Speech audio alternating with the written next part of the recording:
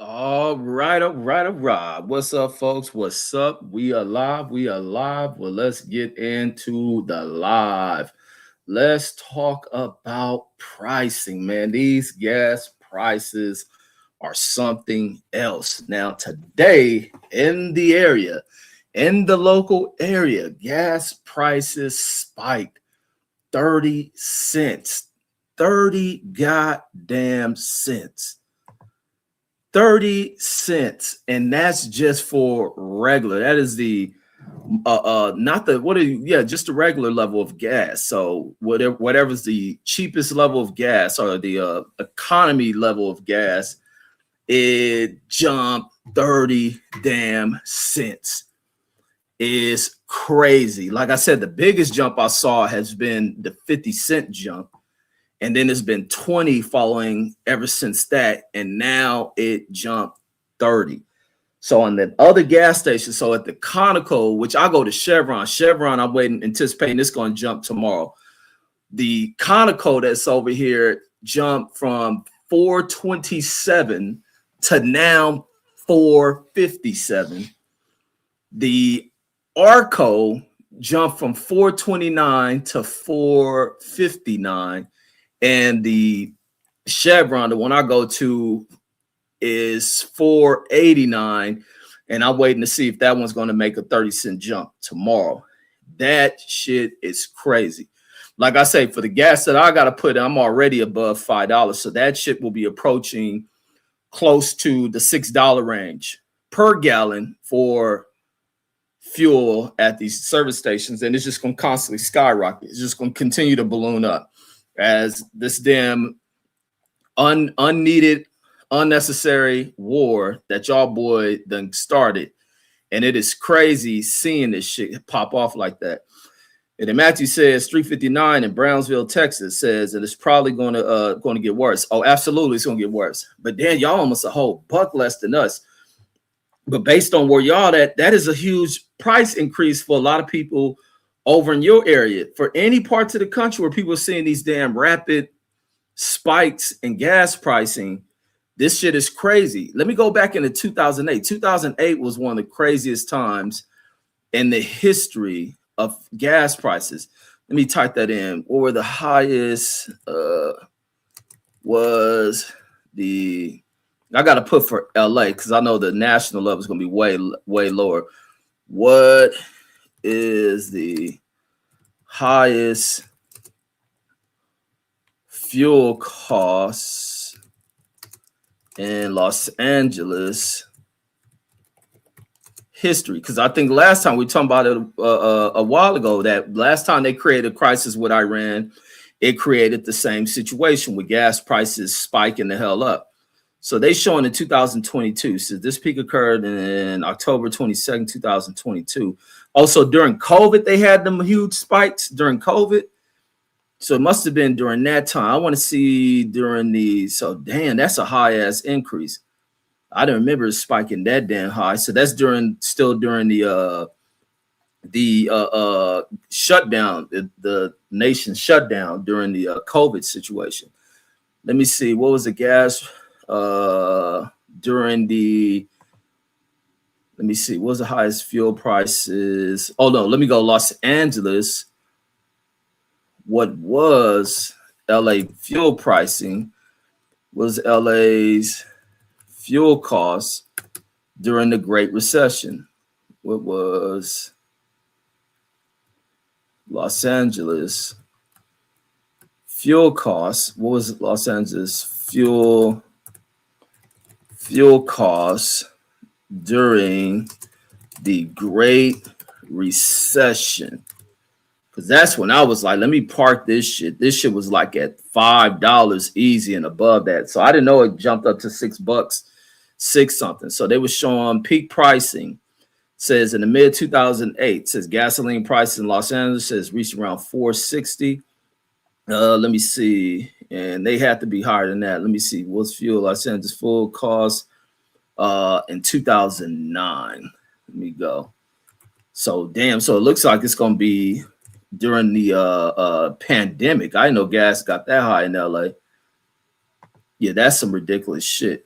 So no, I don't think this shit's showing the exact numbers, because I remember I was paying close to $5 or something. That's when I start parking the car.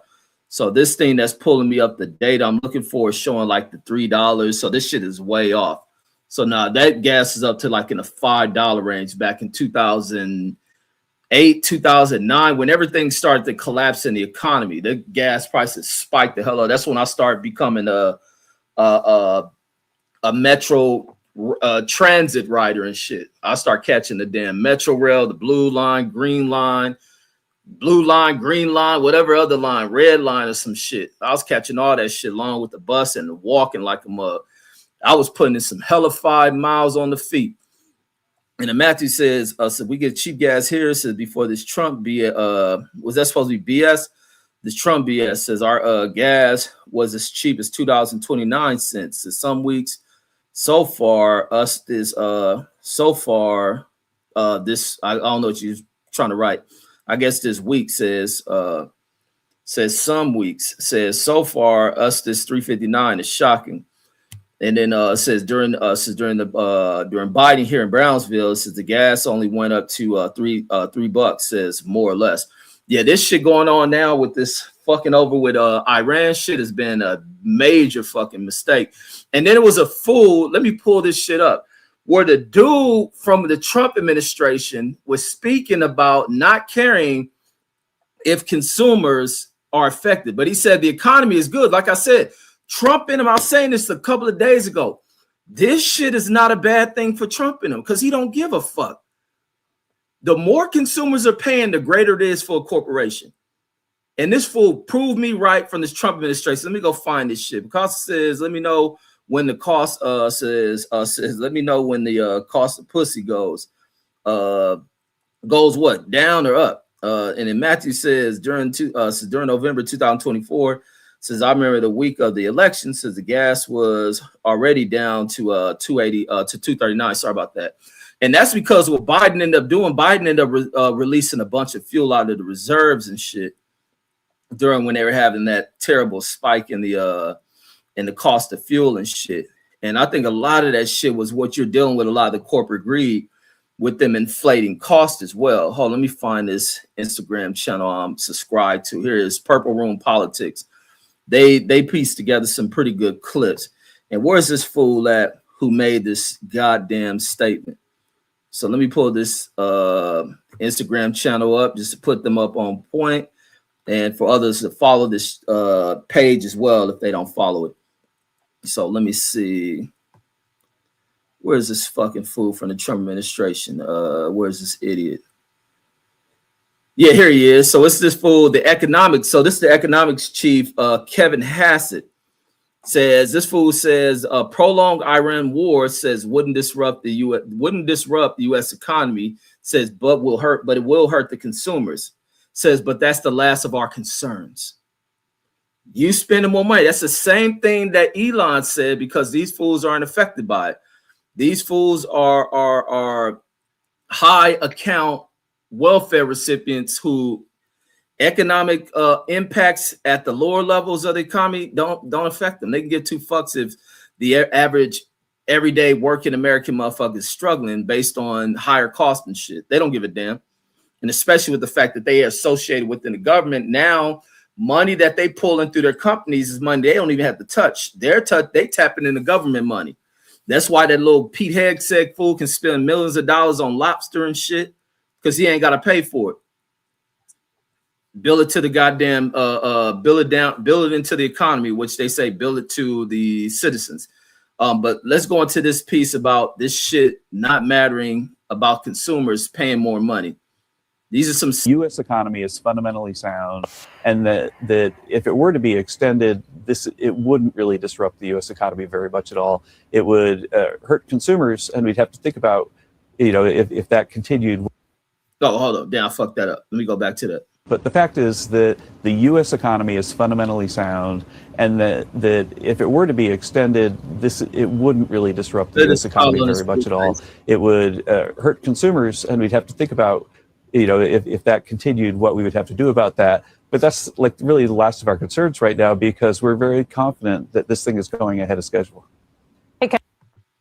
Boy, oh boy, oh boy. That's that Trump administration for you ass. That's that Trump administration for you. That's the least of their goddamn concerns. They don't give a damn about that. They can get two damns about that.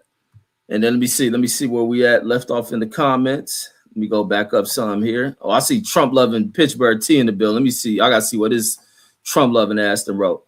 And then let me see what's on Asian Math. Asian Math wrote says gas is up a whole $1 in my region. Says for real. Shit, $1 shit over here is higher than $1. That shit then we probably is at damn, where's the gas at? Let me see if I can pinpoint where I remember gas was at before it start jumping. We definitely over $1 something. Damn, was it down to 3? What was I paying in the 3 something? I think I was paying in the 3 something. I was a little bit lower than $4 at one point. And then now I'm up here. I think I may have been paying in the 350s or some shit, 370s. And so now I'm all the way up into the 520s. I know by tomorrow, lucky I got enough gas. I think I had half a tank. So by the time I got to fill up the gas, maybe approaching $6. I might as well fill up while it's at the halfway mark. But thank God I'm off this fucking weekend. Ain't been doing as much driving that I usually do. And the Picasso says, I bought a burrito, says with no meat, says in the Arab, says in the era's got a store called Abbott, says got Abbott in Abbott, Texas, says named after Greg Abbott, says in a wheelchair, says burrito costs $10, says goddamn dollars, says cost 10. Boy, this is a fucking Picasso, can't write for shit. Why did he put the dollar symbol and then gonna write dollars in the motherfucker? We know what the fuck it is. That's the dollar symbol, fool. Says this a Mexican cookie side. I don't know where Picasso come with that damn comment from. It's fucking crazy. We talking gas, he talking burritos and shit.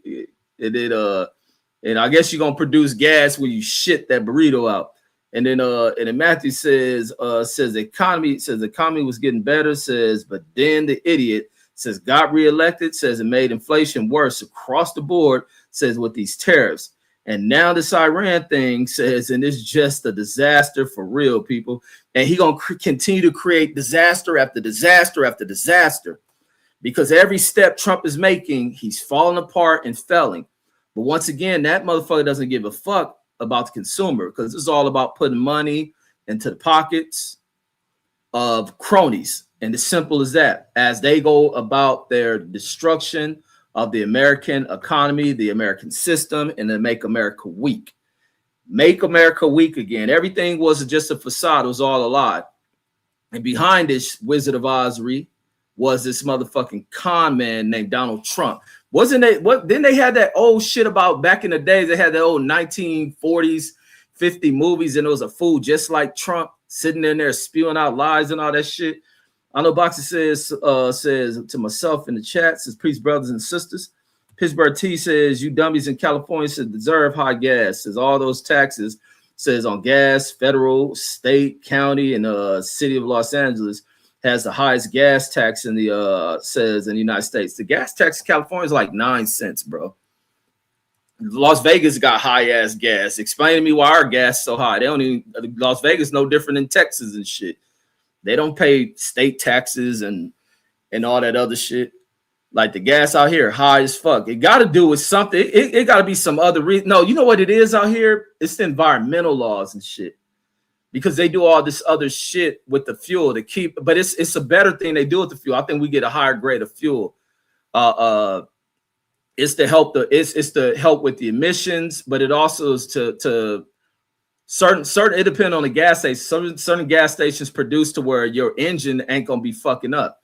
You don't deal with less of that dirty burn of your fuel and shit. Keep your engine cooler, less less having to do what's that shit you gotta do to cars, less of them damn where you gotta do the full little tune up and shit, changing out sparks and all that other shit. Because I had where that's why I started going to Chevron, because I had in that SUV I used to drive where I done blew out fucking spark plugs over the fucking the little buildup in the engines and them being dirty and shit, trying to find the cheapest of gas and shit. And that's one of the mechanics is telling me, like, you gotta stop using that cheap ass fuel. And then And then Matthew says that guy still and has never had to work a day in his life. Nah, the lighter, the more pale they look, the more they look like they just roll in the snow and shit and spend less time in the sun, the less they have worked. And then the higher their damn hourly wages become from doing nothing. That shit is a crazy shit within the system. Let me become president, that shit'll be annihilated. The motherfuckers that have to go out and work. The more light, pale complected, look like they go hibernating out the sun when it's summertime and come out jumping through the snow. And then Matthew says California and other blue states are paying for Mississippi's welfare. Pittsburgh T. Facts. California do pour in a lot to helping southern states out a lot. Southern states are very poor and uneducated. A lot of dummies live there. And then Nano Boxing says we're at $6 a gallon here. Oh my God. Who told me that shit that they was paying $6? Wait, was that? Somebody else told me about the $6 gas. Man, that's why I was like, I couldn't come to LA this week. I couldn't see myself having to spend that much gas. I had to make a big ass payment. I had to make a lot of fucking payments even in this week, and I wanted to fucking go out there. But this motherfucker Trump doing this shit on gas and then me having to pay $6 something in gas. That's $6 for the regular, right? Let alone the premium shit. And then imagine if you a truck driver. If I was a truck driver, I would shift my shipments out of the Western region. I had to get the fuck up out of here. Like I had to be way in the South for some shit. But the South ain't got shit to ship. You be driving all them far ass distances and getting paid nothing. So you got to come out west where the real money at and shit. But then you got to burn up that fuel and shit. And then Velocity Cuts in the building. Salute. He says only stupid motherfuckers voted for Trump. Says congratulations, you played yourself, Pittsburgh T. And the Velocity Cut says yesterday's prices is not today's price. Man, that's the exact thing in this gas shit. I was hoping before this nigga started the damn war that the gas would have tipped down a little bit, but the gas was staying at, what's this price on this gas before this nigga started this shit? That gas has stayed stagnant for a long time. It was in the $3 something range. And I was kind of conflicted because I don't want Trump to have success. So I was like, man, I hope this gas go down. But then again, I want this idiot to look bad. And I kind of don't want him looking bad with the gas shit. But I'm glad he looking bad. But damn, gas, come back down. But I salute Iran for his actions. I got no issue with what Iran is doing. This idiot motherfucker in the White House should have never done that shit. And now it's time to remove his whole ass. And then Matthew says, yes, the most essential job says get paid the least. Absolutely. The harder you work, the less you get paid.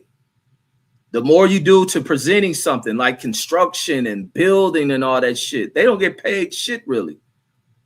But the fools who sit in suits and don't do shit making all this money.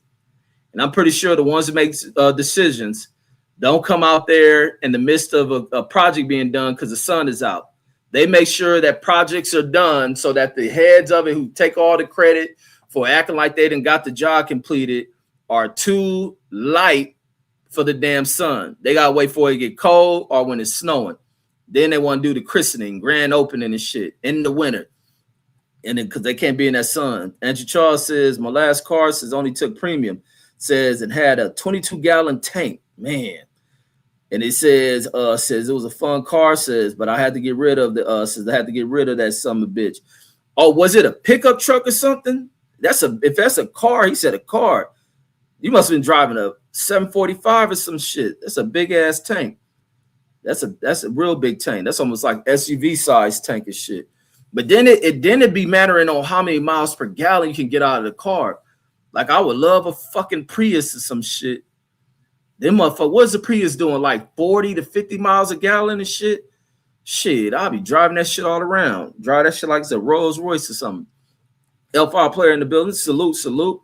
A Hyundai or something. Almost maybe wish I'd have got something like that, these gas prices. And then Matthew says, I drive Uber, DoorDash, Walmart Sparks. What the hell is Walmart Sparks and Drug Hud? Says, in this gas situation, says it's killing me. Says, and all these other gigs, all these other gig workers. Says I talk to on YouTube. Says voted for Trump. Says just fuck around and find out season. Absolutely, fuck them. And that's the other thing. I don't really see that many Ubers anymore. I don't see many Ubers. I don't see the DoorDash shit much. And I don't know what Walmart Sparks is. I'm pretty sure that's some where they go to Walmart and pick your food up. And then Grubhub. Oh, that's almost like DoorDash, which that's some shit I'd never use. Nobody bringing my food for me. But yeah, I can see that you having to use your vehicle. Like the gas is gonna eat up your check. That gas shit is gonna eat up your check. So now you got to move into something different. That shit is not cool.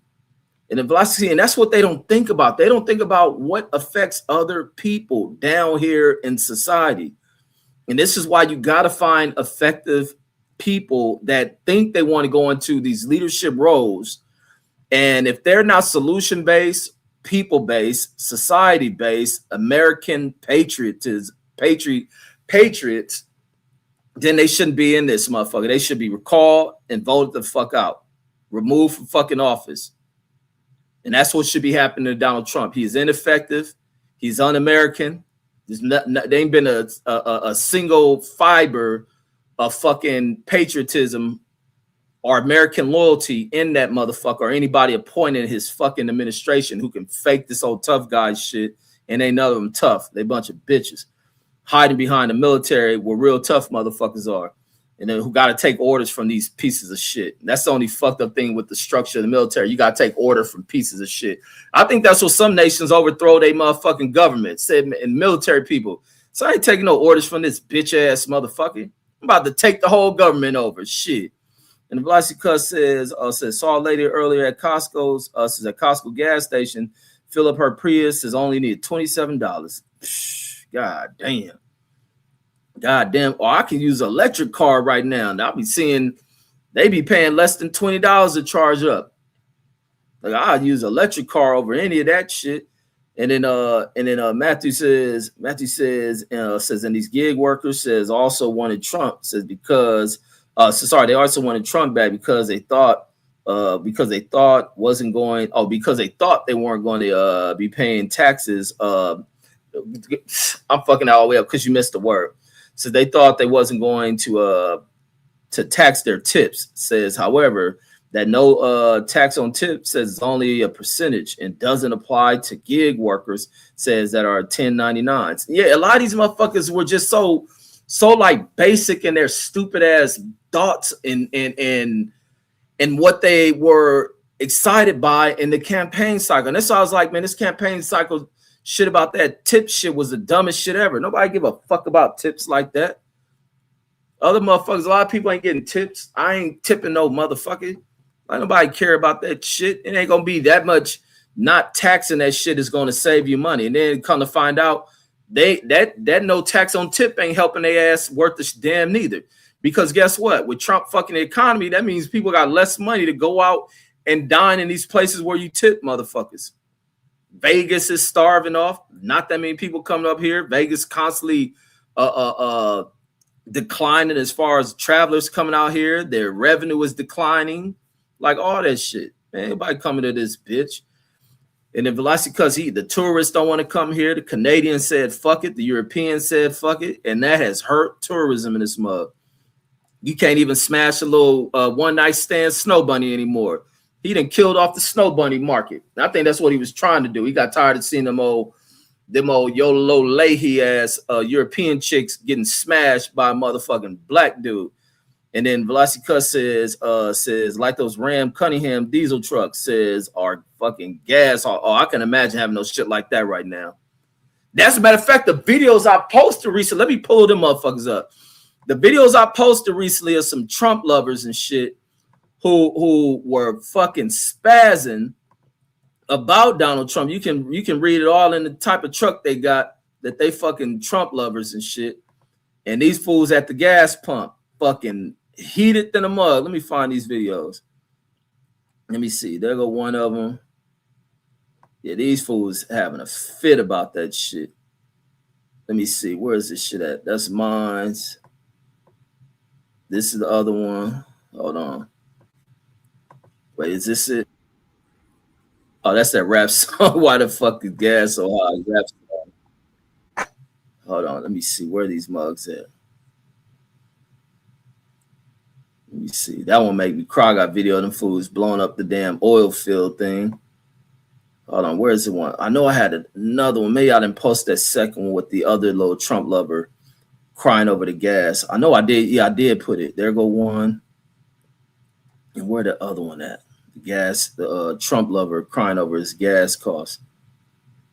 Let me see. So this fool paid for 27 gallons. He had $131.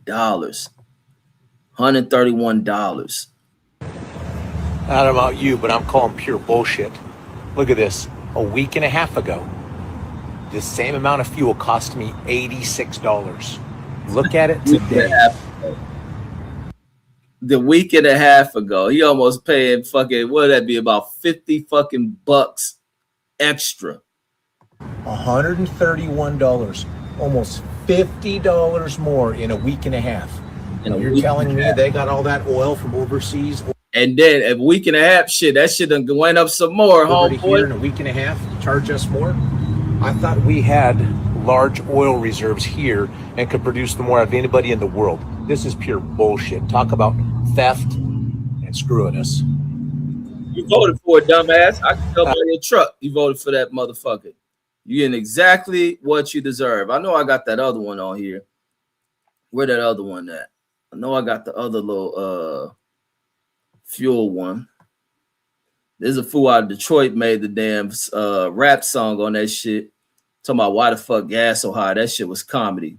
The little Magic Nasty ass son and shit. That's the why the fuck gas so high video. Let me see. I may have to re-upload that video. I thought I may put it in that one that disappears at the hour of the story or some shit.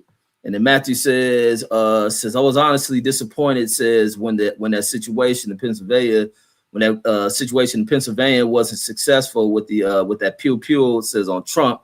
Said, but maybe it was staged anyway. But that ain't the end of it. That ain't the end of it, man. It's gonna be as long as there's young little deranged white kids in this motherfucking country, somebody else gonna get at Trump. That's just the fact of the matter. And that's the threat. It goes back to what I was saying earlier and telling that little degenerate geriatric motherfucker Jerry, why do they have gates around the fucking White House? And to help to create the process of elimination, that gate ain't up there for blacks. It ain't up there for blacks who are Bloods or Crips, GDs or Vice Lords. It ain't for none of them type of blacks. It ain't from Latinos who are either Southsiders, Latin Kings, or Norteños. It ain't for none of them. It ain't for none of the Asians who are Waching and Yakazuki and all them other little gangs they in. It ain't for none of them. It ain't for none of the Arabs who are in ISIS, who are in Al Qaeda, who are in all this other shit. It ain't for none of them. It is for white folks who are in here in the hills, forming militias, joining the Ku Klux Klan on the internet, hating the motherfucking country that provides their little funky lazy asses all type of shit. That's why they got the fucking White House guarded. You want to know why the president has Secret Service? The Secret Service ain't for black folks. It ain't for Latinos. It ain't for none of that shit. It is because the president's life is in danger from other white folks. It is simple as fucking that. And therefore, the FBI don't know a goddamn thing about nothing about what they point out as fucking threats to this country. And we sure don't know it when Aladdin running the motherfucking FBI. And then Go Young DJ says, time to holler at Elon, laugh out loud. And then, man, fuck Elon, man. He kicked that nigga out that company and hire a new CEO. Maybe I'll give me a Tesla once Elon ain't running shit. Hyphy says, postal carriers says will announce an increase in postage rates soon. Man, the post office been raising stamps like a motherfucker. Ever since I've been a kid, the post office been running them motherfucking stamps up. I think, damn, what was the stamps when I was a kid? I think stamps was like 15 cents or maybe even 10 cents when I was a kid. What is the stamp now? Stamp got to be all of what, 50 cents now? I know Boxer says, he says, man, I use a damn postage stamp and I don't know when. And then I know Boxer says I bought a third car. So the 4-cylinder says during COVID. Said, damn, you got 3 cars, fool? Says $40 give me back. Says give me back and forth. Says the work. Says for the whole week. Says my Lexus 8. Says my Lexus 8 cylinder says was hitting me 120 a week. Damn, and this is before this gas price shit. Damn, where the fuck you driving to? The moon and back? Says 120 a week. Says I drive that on the weekends only. Says smart move. Now that is a fucked up move. Why you will buy a car? See, that's the bullshit in America, bro. And I gotta address that. That a car is meant to be fucking driven. Like, why you would spend a car that's extremely expensive to make it a weekend car? If it ain't an old classic or some shit and a car that's just bad on fuel and you just using it to be, you know, showboated and shit. But if you buying a brand new car, that motherfucker needs to be driven. That motherfucker needs miles on it. That's what they make these motherfuckers, not to sit cute and do all this resale bullshit. That motherfucker better work. Now going back into fuel consumption, that's another thing. For you to have 3 cars is crazy, bro. And to make that car last is crazy. That's just more payments, unless you brought a car off a street auction or some shit off the streets. But that gas going to gas, you must be driving far as shit. Or no, you in San Diego. So you probably sitting in some horrible traffic. San Diego got some of the worst traffic in the country, on top of it being one of the most expensive places to live. And then Velocity Cuss says this whole shit gonna collapse. Says like when Bush was in office. Shaking my head says blame all these stupid bitch ass. Blame all these stupid bitch niggas says who voted for this bozo again. Exactly. Now these niggas be hiding their hand and ain't motherfucking fans of them no more. They fell for the hype. And they niggas, I thought the Bible taught niggas don't be worshiping false idols and shit. That just shows me niggas don't believe in that Bible shit. And then Nano Boxer says I got coworkers driving 90 miles. What? God damn. And you know what's fucked up? Why people have to do that shit? And you raise another point of mine of why people have to do that kind of shit. It's because the affordability is shit. Motherfuckers can't afford to live in areas that are convenient where they work, that they have to strategize and move far the fuck out to find a house that is affordable, that is nice and new, and then sacrifice and play risk of hoping that after working 8 hours at a minimum, some people work 10, 12-hour jobs, that you have enough energy left in you to drive an additional hour and not fall asleep behind the wheel and kill yourself or kill somebody else because of affordability. That's even like the other shit I was saying. I forgot that I was at work talking about the shit, how I followed the RB and shit, because I was talking about how fucked up the nation is. It's the fact that some people are living in fucking campers and shit. Some people live in campers and live off the grid because it's not affordable in this damn country. And then I was looking at this other shit. I was sitting in the damn In-N-Out. I was sitting in the In-N-Out parking lot, and I was thinking about this shit because I seen this white family walking out the In-N-Out and shit. And this is like a family that kind of like on the lower end of how white people probably judge this group of white folks that's coming out In-N-Out. But I was watching this video about integration and shit. So it brought me back to this point on integration where I think people got that shit wrong. And it's a thing about where integration was wrong for us. And I said it wasn't a thing about integrating to want to be around whites and all this other. It's about what resources are. Because you have it to even where white people play this shit, where black people, when they find themselves coming up and black people earn something, a lot of times, and this is the most disgusting shit about America, is that people want to move out. Like you get money, you find success, you don't want to remain where you're at because the area is in such a decline and disarray and shit.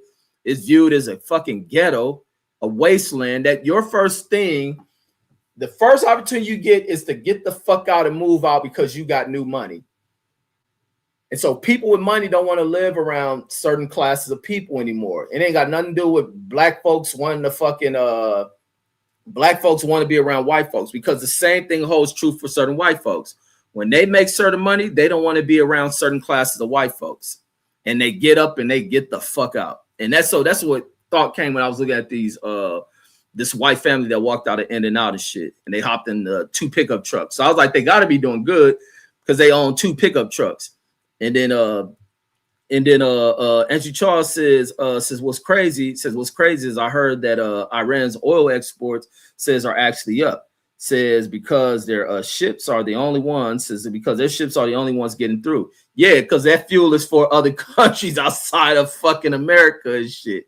But then I've been hearing this other crazy shit, and reporters have asked Donald Trump that some shit that got leaked out about Israel talking about nuking these motherfuckers. I said, man, like I've been saying years ago, we gonna watch in our lifetime one of these countries use that weapon. One of these countries are going to use that bomb. And we're gonna end up watching that shit. That they are now talking, first is Putin making the threats on using that shit. Now Israel funky ass has been exposed for having talks of using that shit on Iran.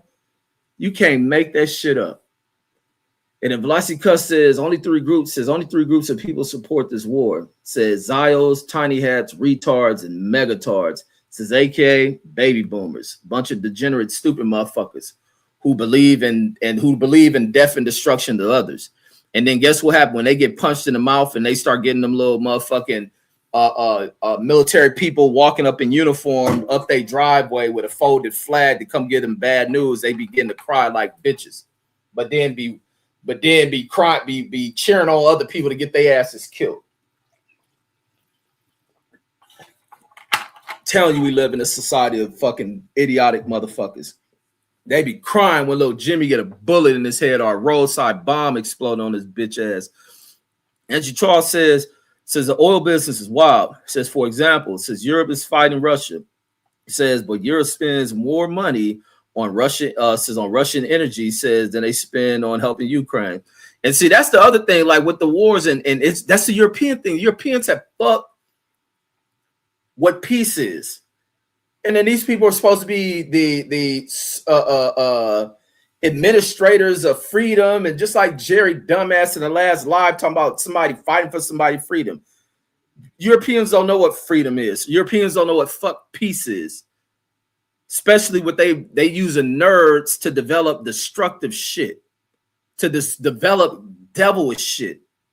They've used the nerd to develop shit to make it easier to conquer and kill people and maim motherfuckers. That they will even go and buy from these so-called enemies they're in war with, just because they just like throwing bombs and tossing this shit over on each other's side and shit. That's why the motherfuckers is just sick watching. And then for a lot of people who happen to be white that are cool with us and all this other shit, when y'all hear us speak the truth on shit, because we ain't white, we just happen to speak the truth on it because y'all don't have the perspective, y'all be offended by this shit. But it's only the fucking truth, homie. This only real shit speaking. And if white people in this country can be some of the most threatening people to the system, and they don't even have a reason to be upset about shit, then they should learn to shut the fuck up when they hear people who have actually always had to do battle against this damn country to do what's fucking right. So therefore, this country is fucked up. And then Matthew says, and that fuel was already there, says from a week and a half ago. Says it's the same fuel, says in there. So that's price gouging. Says because of the news, says, but now the supply shortage is real with the higher cost. And that is true, that they could jump the price with the same fuel sitting to the ground with less and less people running to there. So they just going off of what the market sense, knowing damn well they haven't even ordered a new supply of fuel sitting up on that gas station, and them prices just constantly jumping. And guess what? I don't know who regulates the damn service station or any of that shit. And then there's always a conflict of them doing right for the consumer if maybe the fueling stations have to pay their little share of taxes. And they like the WBC. That's what your local authorities are like, the WBC. They just want they cut. Give us our percentage, keep the prices going up. We want the increase in percentage. And then Matthew says, oh yeah, Jerry, laughing at Jerry, little retarded old ass. Oh, dummy always come here saying this little dumbass shit. And they don't be knowing what he talking about. Them lived on this planet for 60 years of his life, lived in America, about 15 of them, because I know an immigrant little white dude when I hear one, or when he writing the motherfucker. And in Auto Boxing, the Velocity Cuss says, Facts Slim, says, you see that Trump cabinet member, said Joe Kent resigned, says, what his letter said. Absolutely, we got the letter right here. Joe Kent exposed these motherfuckers. Oh, wait, damn, I deleted that shit to make room. Joe Kent said, man, Moral, he couldn't rock with that shit. He said, man, them motherfuckers sent us to the war based on pressure from Benjamin Netanyahu. Because it always rubbed me wrong years ago when Netanyahu went up to, I think he spoke to Congress. And that motherfucker in there talking all way out and wild and shit because Biden wasn't bowing down to his ass. And he go to Congress and talking all threatening and like he a tough guy. Like, damn, is Netanyahu in the motherfucking secret meetings beating our leaders up? That nigga never been putting hands on somebody and shit because they act scared of the motherfucker. And then the old eyeshadow wearing ass Netanyahu, nigga drag queen that night and shit. Blassy Cuss says facts. Matthew says this is a shakedown, and then Matthew says there was no blacks. There was no blacks at January 6th, other than some tokens. Maybe he says it was fat white dudes with Confederate flags threatening to hang Mike Pence. Yeah, motherfuckers threatening the same people who done fucking helped they little sorry fucking welfare system asses, and they flipping on the damn government because a bitch lost the election. Motherfuckers is crazy. On the boxing says I see a revolt, says civil war coming. Says it's about to be bad in this country. Says stay safe out here, brothers and sisters. Brothers and sisters ain't got to stay nothing. They ain't got to stay nothing. We ain't got to stay safe and worry about these motherfuckers. They come at you wrong, you better learn how to whoop they motherfucking asses and cut all that little old slave system southern shit out. Like I always say, white folks got next. Bullets go through their shit too. You know what the fuck they talking about? They ought to learn from getting their ass kicked in the Civil War. But I forgot. We got a new wave of white folks coming in from Europe who then got their ass kicked in Europe, ran hiding, and they over here. They can learn a hard lesson too. They already think black people violent because black people smack them in their fucking mouth. Real true black people will smack them in their mouth. Ain't nobody worried about no revolt from these motherfuckers. They're gonna do what they did, revolt against building walls. Building walls, let them revolt, let them fighting each other, strike each other in the damn heads and shit. And all it takes is one bitch to get popped, and then they surrender or just go on and quit. Like, these motherfuckers ain't got no fighting them. These pussy, deranged, the meth flowing through their system. Niggas got to be on drugs to do the little way out shit they do. Motherfuckers retarded. They need to be pushed the fuck out the way. Let them have a revolt. The revolt is just gonna be knocking down fucking the Trumps.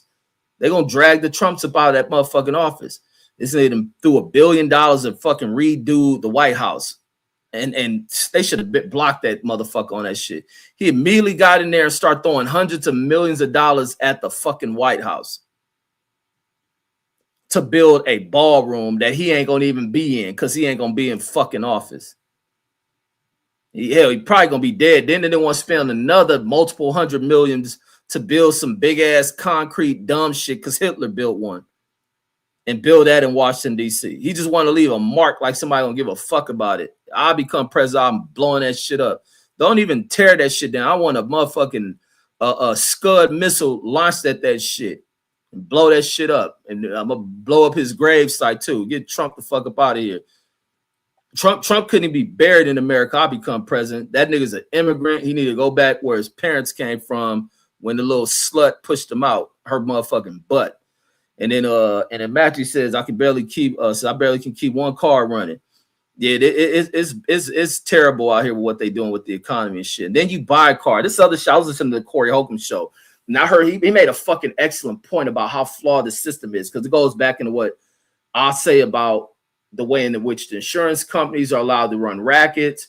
The insurance companies use data to always justify increases in premiums. They increase your premiums twice in a year, which is some of the dumbest, most fraudulent, most corrupt, and un-American shit ever that these sorry-ass politicians allow. But he was bringing up about going to the DMV. He had a lapse in his insurance.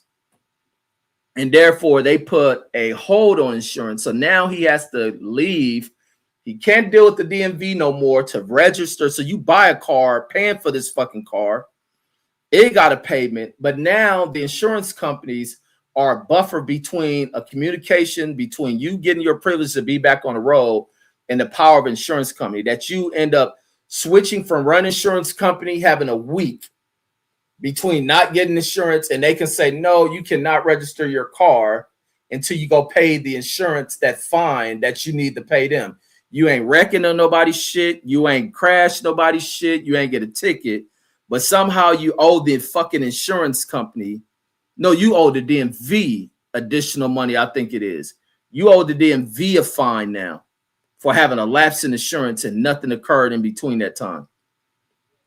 It's some fuck shit, and that shit needs to be outlawed across the board. But we get politicians that don't handle that kind of shit, that don't find solutions in reducing the amount of corrupt shit being done to people at the hands of corporations.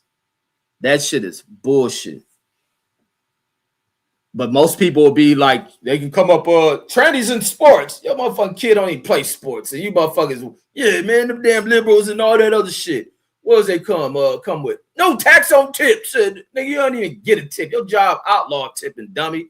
What's some other dumb shit the niggas come up with? No DI, that affirmative action stopping white people from getting their jobs. Yeah, no affirmative action, all that liberal shit. Blah, blah, blah. They teaching the gay stuff in school. Yeah, the liberals and this and that. Yeah, Trump gonna be the man to stop that. Trump's son is a homosexual. The fuck you niggas thought? Nigga talk all this shit and he got a homo for a kid. His damn son gonna be little Magic Junior and shit. His son just like Magic's son, except Trump won't let that nigga wear a dress in public. Knowing damn well Barron wearing a dress. Nigga move like a fucking girl. Nigga walk like old tall ass bitch. He want to be a model like his mama and shit. Nigga talking all that shit. Barron done played girls sports all his life. And then Matthew said, this is already going to be worse than Bush. Oh, absolutely it is. The first Trump administration was worse than Bush. And people that recognize that shit. The way that idiot handled fucking COVID, like, get the fuck out. That's why he got voted out. And then Otto Boxer says, yeah, it says, I got 3 cars. Says one, oh, that makes sense. So your wife got one. Says one for my wife. Says one nice car for me. Says one car for back and forth to work. Says great on gas. Says 40 miles round trip for me. Says to and from work. Man, you ain't driving that. I mean, that is a good distance. I ain't gonna say that ain't a lot. That is a lot of driving. That is a lot of driving. So that's over what? What would that make up? Close to 200 and what? 230 miles a week. What is 40 times 5? No. Oh, 200. Yeah, that's 200. I couldn't figure that shit out. Yeah, you're doing 200 miles a week. So yeah, that is a good amount of driving. But I think I'm doing more than that shit. And this is driving around Vegas. It's just crazy if you move the streets, how much mileage can add up. And then Velocity Cuss says Slim says he says I just brought a new scope says for the XP 223 Remington, says just in case it gets funky. Now you're gonna buy a fucking gun that's a single action gun with a scope on it. So what's that little hunting ass gun? The fuck you gonna do with that? And I know Boxer says, yes, says I got co-workers that live in Riverside and San Bernardino. That's a drive, says that's a drive from San Diego. Yeah, it's crazy that Americans have to do that kind of shit. People can't afford to live in the cities they work in or cities they grew up in because nothing justifies the cost. And then they allow insurance companies to do what the fuck ever they want. The DMV to do all this scandalous ass shit. The DMV to be as inefficient as it is. County government agencies to be as inefficient as they are. Like it's bullshit. It's some of the dumbest shit ever, but the American citizens allow it because you can go in there and have a damn politician with a homosexual for a son talking about the homos playing sports and using the girls' bathroom and all this other shit. I'd rather a motherfucking tranny go in the girls' bathroom any fucking way. These niggas Trump want the trannies in the bathroom with him in public and shit. It shows how much of a homo he is. The old glory holder, nigga, glory hole ass president. And then Michael Johnson says, man Red says that premium $5. Yeah, shit, I'm paying $5 on that shit too. He says, drill, baby, drill, laugh out loud. Man, Trump ain't drilling shit, but putting that shit right in them damn aircraft carriers. And then Auto Boxing, Velocity Custom, smart move, says, did you get a red dot? Says our LPVO optics says on your says for your rifle. Red dots are only good for hitting targets good out at 50 yards. These niggas snipers now.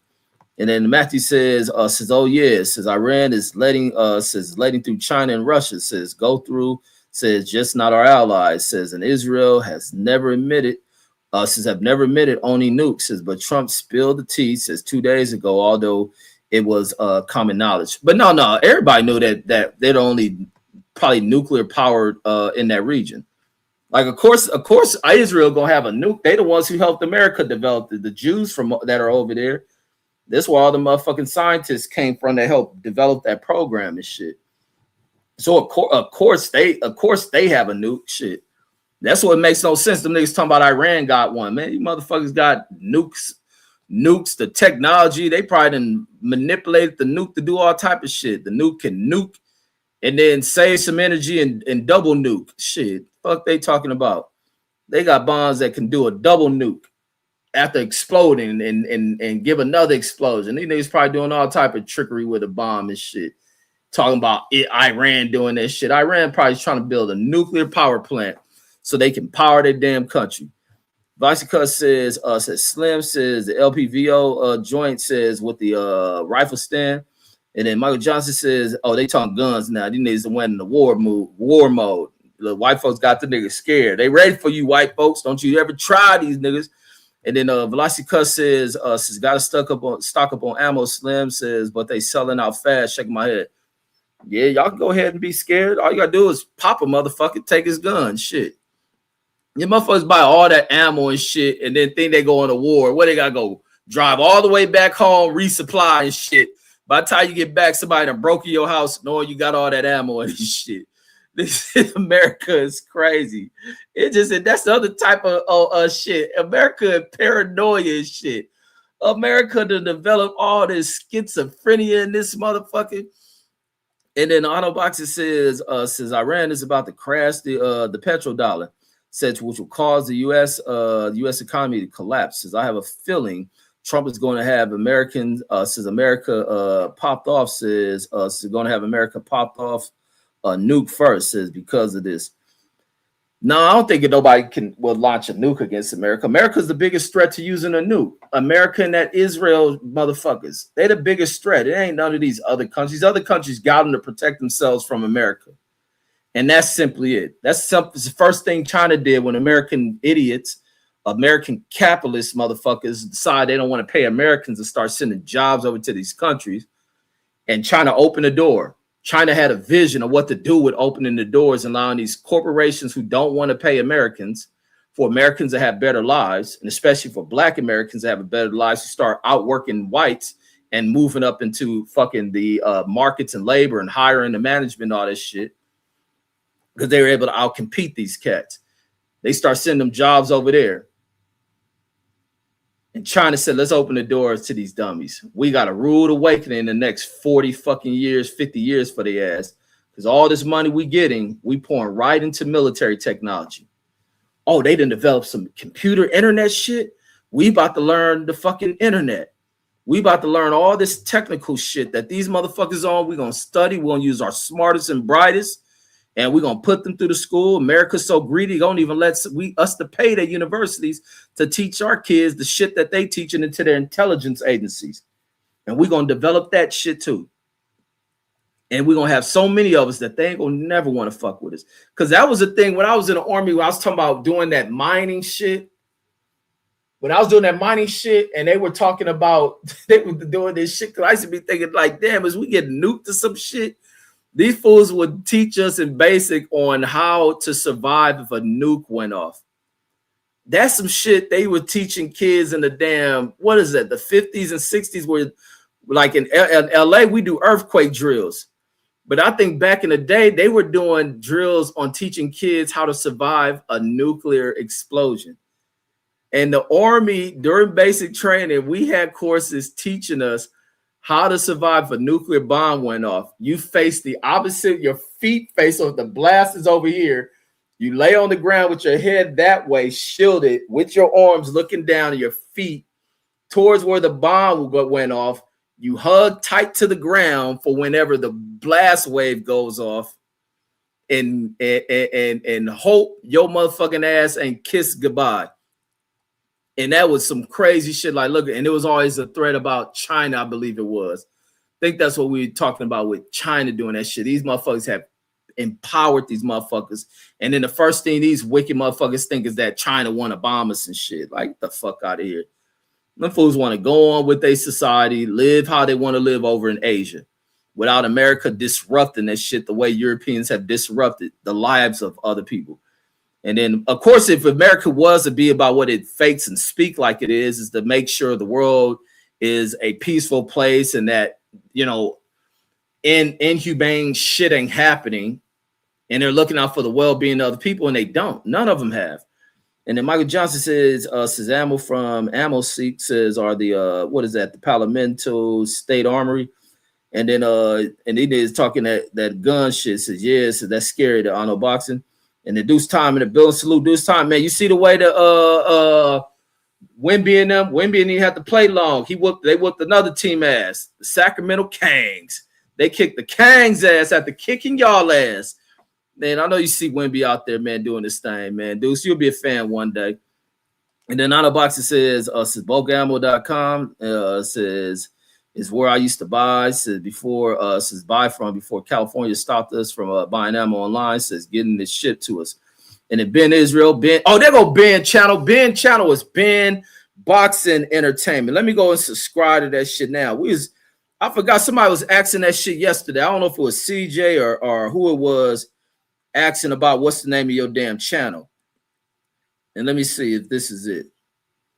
Wait, Ben, that is it. Yeah, this fool got 52 subs. Oh, I'm already subbed to your fucking channel. You ain't got shit on this motherfucker. Ben Israel ain't doing shit with this channel. I'm already subbed to this nigga channel. This fool ain't got a goddamn video on his mug talking about he's about to start doing content. Ben, when you going live, man? We ready to hear your ass go live and spit some of that crazy shit you be on. Let me see. Yeah, that was Ben. I'm already subscribed to that shit. That shit called Ben Boxing INT or ENT. Ben Boxing Entertainment. And he ain't got a goddamn thing on the motherfucker. We waited for you, Ben. We was already talking about go listen to your crazy ass, do your content. And then it says we riding with Iran. Absolutely. A lot of people, everybody supporting Iran. Everybody. And that's the sad thing. That's how you know Trump done lost this country. That Americans who love this country are cheering. He says going live tomorrow at 12 p.m. What you got to set the live stream up, Ben. Set the time up. No, you can't just say 12 p.m. Man, this is the thing I'll be talking about with people who want to advertise and promote. You got to think globally, homie. You live in Colorado, right? Or are you back in Florida? You must put what standard of time you are. What is the time standard you on? You on West Coast time, Mountain time, Central time, Eastern time? Like put your time zone, homie. And then you need to set the live up. We're gonna be talking about white bitches letting you lick their ass. And then Matthew says Mega's dead. Says they're faltering. Says half of them can't support the war. Shit, half of them can't support their own self. Half of them can't support this war. Says, and the other half says it's still trying to do mental gymnastics to justify it. Says, and everything else Trump has been doing is degenerate. And then Go Young DJ says I've been paying insurance since 18 years old. Says never had an accident. Says I'm getting robbed. Yeah, and that's the other thing. Well, a motherfucker never been in an accident and then don't get a fucking thing out the insurance company. They don't help you fix your fucking car. They don't even pay for an oil fucking change. They don't even help you pay for tune-ups in that motherfucker. You gotta pay, man, fuck insurance.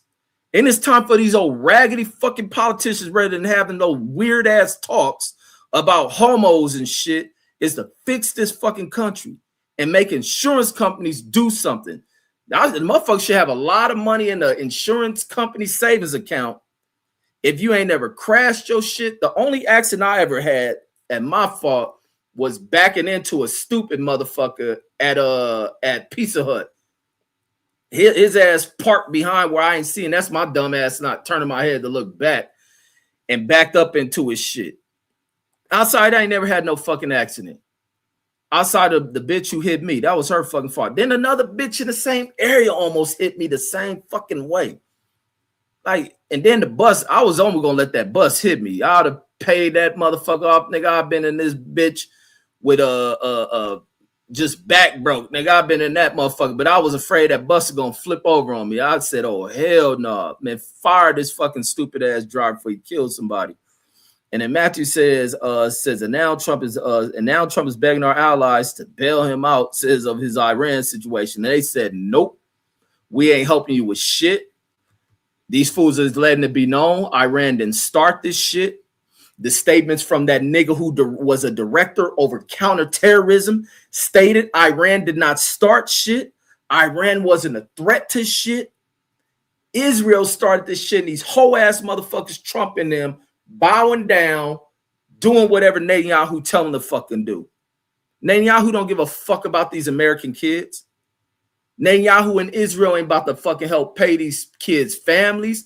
If these soldiers have little young ass children, he ain't gonna even pay that shit. And the military don't even want to pay that shit. This is how fucked up the military is. And this is why I don't be rocking with that shit. Thanks for fighting for our freedom and shit and all that other shit. When I was in the fucking in my during my military time, a motherfucker in my unit died. This is the first funeral I went to. I think it's the only funeral I went to in the Army. Is a motherfucker in our unit died. And then the cold, eerie shit about this shit was where he crashed at was in the area we out here doing our gunnery. We in a fucking 3-week field bullshit, doing the little training and war bullshit. We in the field for like 3 weeks straight. He in like our support group where they don't, for some reason, they weren't in the field. It was just us tankers out in the field. Those people will stay out late. They go back home every night. They got report early in the morning. So this dude was from Texas. He'll take these back roads through Fort Hood that took him to whatever town is on the other side of Fort Hood, through wherever these little back areas where they do all the live firing and maneuvering shit. Fort Hood big, but they got these roads you can take out the other side. And these are little one lane roads and shit on the little fucking country ass roads they got all through Texas. This fool leave early in the morning. I mean, they get off late. He go home, got to get whatever little quick rest he can get. Mine, his wife they got 2 little young kids, and they just had a brand new one. And only knew this shit because we went to the funeral and seeing his wife with them 2 little ass kids. But so so when this fool coming into work, there's a crash over in the area outside of our training area where we doing the gunnery shit. When the crash happened, medics from our unit, they responding them 113s and shit, them little personnel carriers. They end up responding to the area where a car wreck just happened. A motherfucker hit a guardrail, go through his shit, go through this motherfucker. When they get there, it's the nigga from our unit. Some of these fools knew him. Some of the people was fucked up from seeing that shit. Some people came back and they were describing the scene and how fucked up it was when this dude died. So when he died, they letting all this shit know it's fucked up. He happened to be in our unit. We way out there in the motherfucking Fort Hood training area where this fool happened to have this accident. We go to the funeral and shit. We go to the funeral. This how fucked up the military is and how much of a homemade motherfuckers these people up in the higher ranks are. So our whole battalion go to this dude's funeral and shit at whatever church on there. I think Gafford in here, the homie Drake was in our unit still. He probably went to this shit too. I think our whole battalion went to this shit. So when they do the funeral, this dude, wife and the little kids in there, they was this shit coming out because they didn't like the colonel. Because one of them first sergeants we had to bang on our colonel. I'm gonna tell another incident about this bitch ass colonel and this bitch ass unit and how the bitch ways of the military. They almost didn't want to sign off on the fucking life insurance policy to go to that dude's widow and shit because it was something about he wasn't wearing a seatbelt or some shit. Think that's what it was. He didn't have a seatbelt on or some shit. And they had to fucking go through whatever the fuck it was about that motherfucking wife receiving life insurance, like around the time. Then we had another incident where one of the homies ended up paralyzed. This nigga paralyzed. We up there at Fort Irwin, at the NTC, at Fort Irwin out there in Mojave Desert. And they got this shit at Fort Irwin, this big high-ass, very steep-ass fucking hill that trucks are supposed to go one at a time, especially because they got them old-ass deuces and a half from fucking World War II. These motherfuckers still driving shit. And they got that deuce and a half, and they had some older trucks, but the trucks, because the grade of that hill is so steep, and these trucks are old as fuck, the military was still using at that time, before they start bringing them newer little European-looking ass trucks the military use. They in the deuce and a half, it's like 3 of them in there. They going down the fucking hill, because you gotta let the trucks, whatever truck in front of you, get down the hill first, or more than halfway down the hill before you go. So they going, another truck don't give them the separation and shit. It's going downhill, loses brakes, hit the back of their shit, knocked them off the road. The homie end up paralyzed. Only black dude in the truck. There's 2 white dudes, a black dude. Only black dude. The other ones get hurt.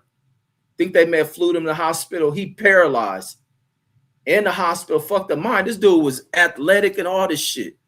We be on the court, this nigga dunking and all this shit. So he's very athletic. So imagine what happens when a nigga can't walk no more. One of our first son, this is mine. We barely get to fucking Fort Irwin. Barely get there when this shit happened. And it was a first sergeant who he pulled everybody aside, especially a bunch of the black soldiers, because this bitch ass colonel didn't want to break away from us going to whatever shit we had going on for the day. He wanted to go on with the day like nothing happened. That first sergeant banged on that nigga. That first sergeant about to lose his career. Nigga took his shit off, threatening to get down with this bitch ass colonel. Colonel Fisk is this little midget ass motherfucking name. Who was a bitch. Colonel Fisk is a bitch. I don't know how far he went up in the ranks in the military, but he was a bitch, certified bitch. So when damn, I wish I knew that first sergeant's fucking name. I wish the homie Jay. I've got to get some of my army homies on here, because they know, remember all these motherfuckers. That first sergeant pulled all of us to little area in the little dust bowl where we got our tents and shit, and called us over, informed us about everything that happened. Even aired out that bitch ass colonel. The colonel didn't want to fucking inform. He didn't want to inform the unit. They almost didn't even want to fly this motherfucker. They almost didn't want to pay to fly this dude's mother out there and put her in a hotel. The military responsible for that shit. That first time about to whoop that colonel motherfucking ass, because he's a bitch. That's why I didn't have respect for a lot of motherfuckers. When I used to say how I used to see, especially them white ass officers, I wouldn't salute them, except that one that I told that story not long ago that they maybe walked back after I went salute them, but I was notorious for that shit. I seen a white officer, I'm about to salute them. Or if it was a black officer who looked like a bitch, I wasn't about to salute that motherfucker. He's a bitch. We had one black officer like that. They used to call that nigga, they used to call him, what they call? They used to call that nigga Big Gay something. He used to move. You know how Chris Bosh walked? He walked like Chris Bosh. The mannerism of Chris Bosh, act like a little high sedity bitch. And they used to call him Big Gay Owl or some shit. That was our name about him behind his back. But I think he got killed in Iraq. I think that nigga ended up getting killed in Iraq. I think the Iraqis smoked his ass. But that motherfucker was a little kiss ass too, afraid to be black and all that shit. And even that nigga became a general who tried to say that shit to me while I was in there. It's just a bunch of them bitch ass dudes. But that's the reason why I have this vigor in me about these motherfuckers, because I've watched that shit. I ain't got to watch movies. My experiences on what I speak about ain't about from no fucking movie. It ain't from no fucking book. It ain't from listening to no nigga give a tell on YouTube. And I'm a West Coast black motherfucker and got these experiences dealing with racial shit.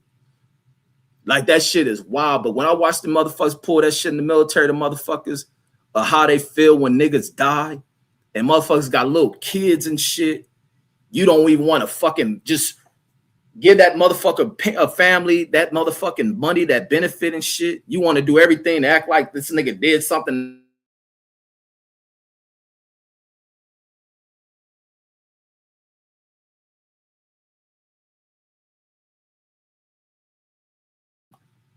Oh, I'm back.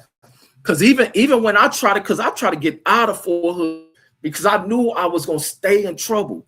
Well, we had a first sergeant that he moved. This is the first sergeant I had. It was a black. He was just a regular hood ass black dude that was moving up high in ranks. When he moved to South Korea, he was going to Korea. I put in orders. I went to the motherfucking whatever I had a homie in the S4, whatever it is that do your orders and shit when you want to put in to go ship somewhere else. I put in to go to fucking Korea. I go because I was like, early on I was getting in trouble with these dudes. Because like I say, I don't play that old, you can be racist and I'm going to turn the other, nah, fuck that. Like I say, I grew up in LA, I grew up on no hating Bloods or hating Crips and all that shit. I viewed them because I know I got family from both sides, from every gang. I'm friends with people from every gang. How can I hate somebody that fucking look like me, that I grew up playing with? I never got that shit. But racial shit, I never played that shit. So when I try to go to Korea and shit, that's why my whole time was at Fort Hood. Them niggas never moved my orders. That bitch ass colonel. And every time I look, I ask the homies like, "What's up with my orders? Like, if they're gonna push my shit?" It's like, man, it's on the colonel desk. That bitch ass nigga never pushed my shit. Never pushed, and that's how I stayed in Fort Hood. Was getting in trouble all the fucking time from going off on these punk ass people and righteous in that shit. Like, but you see, I seen a lot of whole shit out these military motherfuckers. But going back to Netanyahu, when these soldiers die. And old bitch ass Trump, when they died, don't no family give a fuck. Trump finally showed him and his little worthless prostitute ass bitch show up to do some dignified ceremony. Like that shit means something. You sorry ass motherfuckers. And Netanyahu don't give a fuck when them families watch military people who got to deliver bad news show up to their house, walking up their driveway, up the front porch, knocking on their door to deliver some fucked up news. That, and when it's a soldier, when you die, it ain't no, yeah, he got hit a couple of times. And no, that nigga is probably fucked all the way up. Or probably blown his fucking smithereens. Oh, yeah, we got bad news, but the news is, I don't think it's going to be a funeral. There's just parts. Like, Netanyahu don't give a fuck about these motherfuckers. Like, these niggas is pieces of fucking shit when you look at this shit.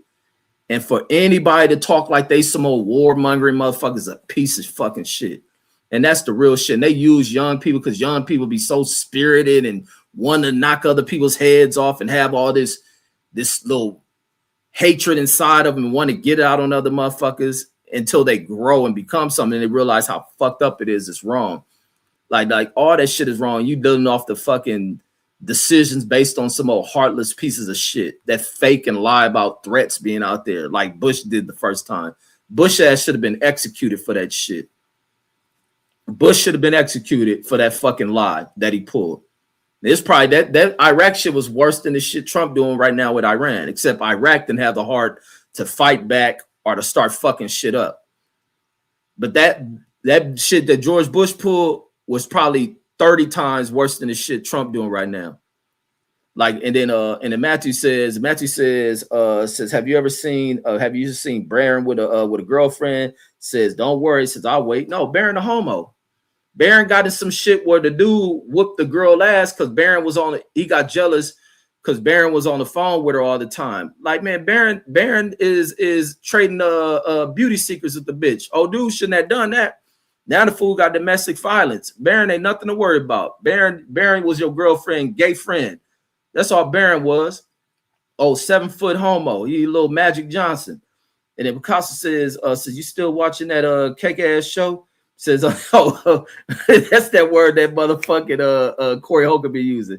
Says, I bullshit. It says, watch what makes you happy. No, I don't watch it like that. I just happen to tune to it. And he got to talking about the DMV shit. And then Cousin K says Corey Captain and Cali says it takes 45 days, says, before it's reported to the DMV. 45 days, man. Some of them would do. I don't know if that's true. Some of them do immediate suspensions on your license. I know in Vegas they do that shit. That's why I had that one incident where that cop, when he pulled me over, I had to go off on this cop for pulling his fucking gun out during him pulling me over because he talking about my license suspended. It was because we canceled one insurance and then took a couple of days to switch it over, and my license was suspended over that shit. But I get off on this cop because he being a little coward ass bitch. When I pull over, I'm over on Boulder. I pull in front of Boulder Station. When I pull off the road, pull into this parking lot, I pull into a parking spot facing the wall. This dumbass, worthless fucking cop want to pull his gun out. And I said, man, you better put that fucking gun up. Like, where the fuck you think I'm gonna go with your little coward ass? And that motherfucking cop couldn't say shit. He felt like, because as a man, he wanted to be able to say something. But when you look at the situation, you's a fucking idiot. You a coward. The fuck you think I'm gonna do? Like, I'm gonna pull, if I was gonna do something to you, I'm gonna pull in a parking spot with a wall in front of me and your car blocking me in. You fucking idiot. And then I just hate dummies. That's just my fucking biggest issue in society is stupid ass people. And then Velocity Cuss says, damn, says the Dino in Riverside, says the San Diego, says they must be traveling nurses.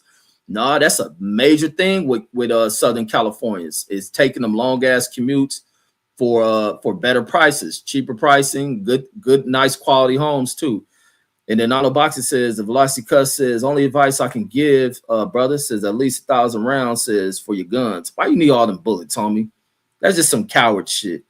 Says these guns, says, get expensive, says, so don't go buying a lot of guns, says I regret buying all these guns. Exactly, like you're gonna regret buying bullets. Because you ain't about to smoke shit. Most people ain't about to even shoot a gun they got. And then Michael Johnson says, most niggas gonna buy a gun and waste it shooting the motherfucker at some damn target. Most people ain't gonna ever shoot their gun at something unless you just a wicked, twisted motherfucker. And then Michael Johnson said, "Let my ass off." Says he brought a bolt action. Says from Acme, and then that old cartoon little weapon store. And Velocity Cuss says, "Facts, Slim." Says I got a guitar case full of hammers. Says don't even shoot most of them. Says at the range, so don't even shoot most of them. That's all they do. Buy a lot of guns. Most you're gonna do with that shit is go to a gun range and shoot it, and then you may get tired of going to gun range, and then motherfuckers just sit there. Gun is like the wrecked up tech on the dresser that Nas talked about. Motherfucker gun ain't getting no action in it. Just sitting there. You done brought that shit, made some old gun manufacturer motherfucker rich. And then shit. That shit from niggas who on meth, anti-government, conspiracy cowards, niggas who join the military and be so anti-government, thinking the government own them, thinking they top secret shit. They watch all this spy movie shit. Now I got them scared. And then Autobox says, the Velocity Cuss says, no, they not nurses. Says a lot of people moved out there, says for the big homes. Says, but that drive is kicking their butts, especially as you get older. When you're a young motherfucking buy a house that far away, it's nothing to you. But as you get older, you be requiring that rest and all that shit. That's just like my kids came in here early, man. They thought I died. Them niggas thought I was dead. They walked by, see me laid on the fucking floor. Like, what the? Everything all right? I said, nah, man, I'm comfortable as fuck on this ground. If I lay on the ground, nigga, I can go to sleep, man. If I struggle to sleep on the bed, I lay on that ground and be out. And then them niggas thought I was dead or something. And so nigga be needing that little rest and shit. Velocity Cuss says, Slim says, I collect sneakers. Says, I collect sneakers and gat. Says, like art. Says, shit gets expensive. Collecting guns for nothing. And then Matthew says the former Ayatollah of Iran says apparently believe that he believes that nukes are against Islam. Says, but Trump and Bibi says bomb and killed him. Says now his son is a new supreme leader. Says, and he's probably a hardliner. Says not opposed. And when if they kill that motherfucker, it'd be another one. But where's Benjamin Netanyahu? Is Benjamin Netanyahu alive or is he dead? Or did they fuck them up? If Benjamin Netanyahu alive, he must be fucked up. And then Auto Boxer says you don't let people know. You're holding a lot of ammo. Says I keep my mouth shut. Says on that. Says and y'all don't know my identity. Says or where I live. They're laughing at that one. It's just pointless to have all them guns, man. It's pointless. It's even pointless to maybe even have 100 rounds of fucking ammo. You ain't gonna never shoot shit. You ain't gonna never shoot nobody. Ain't gonna be that many motherfuckers breaking your house. You just buy fucking 30 rounds, 50 rounds of ammo, and that's enough to have in your house. Or if you got to deal with a home invader, smoke that motherfucker, get it over with, and maybe you got to kill one of their motherfucking friends or some of their family and shit, and leave it at that. Be military minded. And then Matthew says this era in America with Trump And Mega says the great setback, says, and I hope we can get out of it. It's gonna be a while because we got ineffective. Outside of us having a sorry ass president, we got sorry ass politicians. We got sorry fucking politicians from state to state who allow this shit, like I said, for these corporations to do whatever the fuck they want, especially starting with the insurance companies. And then Velocity says, Slim says, isn't it cheaper? Says, and Temecula says, and get closer to Dega. And then Picasso says Trump fooled. Says Trump fooled. Says he's a Democrat. Says turn Republican. Says that's a Tea Party move. And then Trump ain't got no affiliation with nothing because Trump ain't even affiliated with America. America just happened to do more for him than Europe did. That's the only thing that America brought to him. And America does that for a lot of Europeans. When the European ain't doing nothing back in Europe, they bring their ass over here. And as long as they check out, they scan. So before they come here, they make sure they sit in some snow. They sit in some snow, come over here, and America be like, oh, Lord, where have you been? Oh, God, we got to give you everything. Yo, you need some welfare for food stamps? Oh, shit, we got to give them a $3,000 a month, man. You can buy all the goddamn bean, string bean, and buy a casserole dish, everything you need. Well, you need some housing. No, you won't get a Section 8 voucher near them black folk. We're going to put you right in suburbia where they got security at the gate. Let me give you the gate code so you can go in there. So then don't tell nobody you just got here. When they talk to you, ignore them. Keep your mouth shut. I don't want them hearing that old Nazi English you got. They just keep rolling, keep it pushing. Most don't want to talk to you. Your skin nice enough, they may think you high society of this motherfucker. Matter of fact, we don't give you a free car voucher. We're going to give you free car voucher and a gas card. That's what they do for immigrants when they complexion check out. America's doing that shit. You see America throwing all this money out to all this other shit, but your motherfucking ass. But don't want to make solutions to easing shit for motherfuckers. America got that shit. But we got the wrong politicians that don't want to get that shit out. They ready to put in their pocket. Fuck these motherfuckers. And then Otto Boxer says, you got to get some glasses, Slim. Says, I said America will be the one. Says America will be the one to pop off a nuke first. Says, hit yourself with the reading right. No, you did not write it like that. So no, I don't need to get glasses. Sometimes I do need glasses until my eyes adjust or unless I'm tired. But y'all niggas can't write, bro. That's all that shit is. And then Custom Cakes in there rolling and shit. Ben Israel says cheap drones fucking us, says fucking US war up. Says USA straight bullies. Yeah, them motherfuckers find drones with propellers on them and shit. I'm hearing the damn drones sound like old World War II airplane and shit. That niggas ain't even used the jet drone yet. Custom Cake says, shaking my head, says, we are the evil ones in America. America evil as fuck. Evil as fuck. As much as they play Hitler was this and that, America got the same kind of leaders. And we just accustomed to these motherfuckers, but they are wicked as fuck. And then Autobox says, Velasquez, and I ain't about to throw a bomb in that shit. The other motherfuckers is wicked as fuck. And the Velasquez cuss because niggas love to do that shit. The bomber did that, the bomber bombed this, the bomber did that, blah, blah, blah. And then Bomber in there done received some fucking war from the degenerate little white motherfucker came before him. And the Velasquez cuss says Temecula has started to get high in those house prices. Says they'll going. Look how y'all write, bro. Woo! It's hard reading you niggas shit. God damn. Temecula has started to get high in those house prices. Says they'll going back down now. The fuck y'all talking about? I need glasses, nigga, please. Custom Take says, what time is it? Custom Take says, are we says, and we are so far away, says, and we so far away, everyone feels safe for says for now. And then Matthew says, Picasso says, yeah, says Trump is a Manhattan Democrat. Says he used to be pro-abortion, says until he wasn't anymore, says to trick evangelicals to vote for him. And evangelicals, some fake motherfuckers too. Them old fake ass religious motherfuckers. I don't even know why people playing that evangelical shit. Them old wicked ass people. And then all these religions that these niggas got over here, these niggas is fake as fuck, homie. And then Matthew says Spurs getting dubs 100. I told cats. Told cats that motherfucker Deuce hating that Wemby shit. He gonna realize, man, this nigga Reg is right. I don't think Deuce like to admit when somebody right on some shit. That's what it is. He love his teams, man, but I can't knock that shit. If I was in the gang, I'll be in Deuce gang because that nigga gonna rock with you. And then Andrew Charles says we did bomb drill. Says when I lived in Peru, says I remember being told, says if you heard the explosion, that means you're still alive. Says it was wild over there.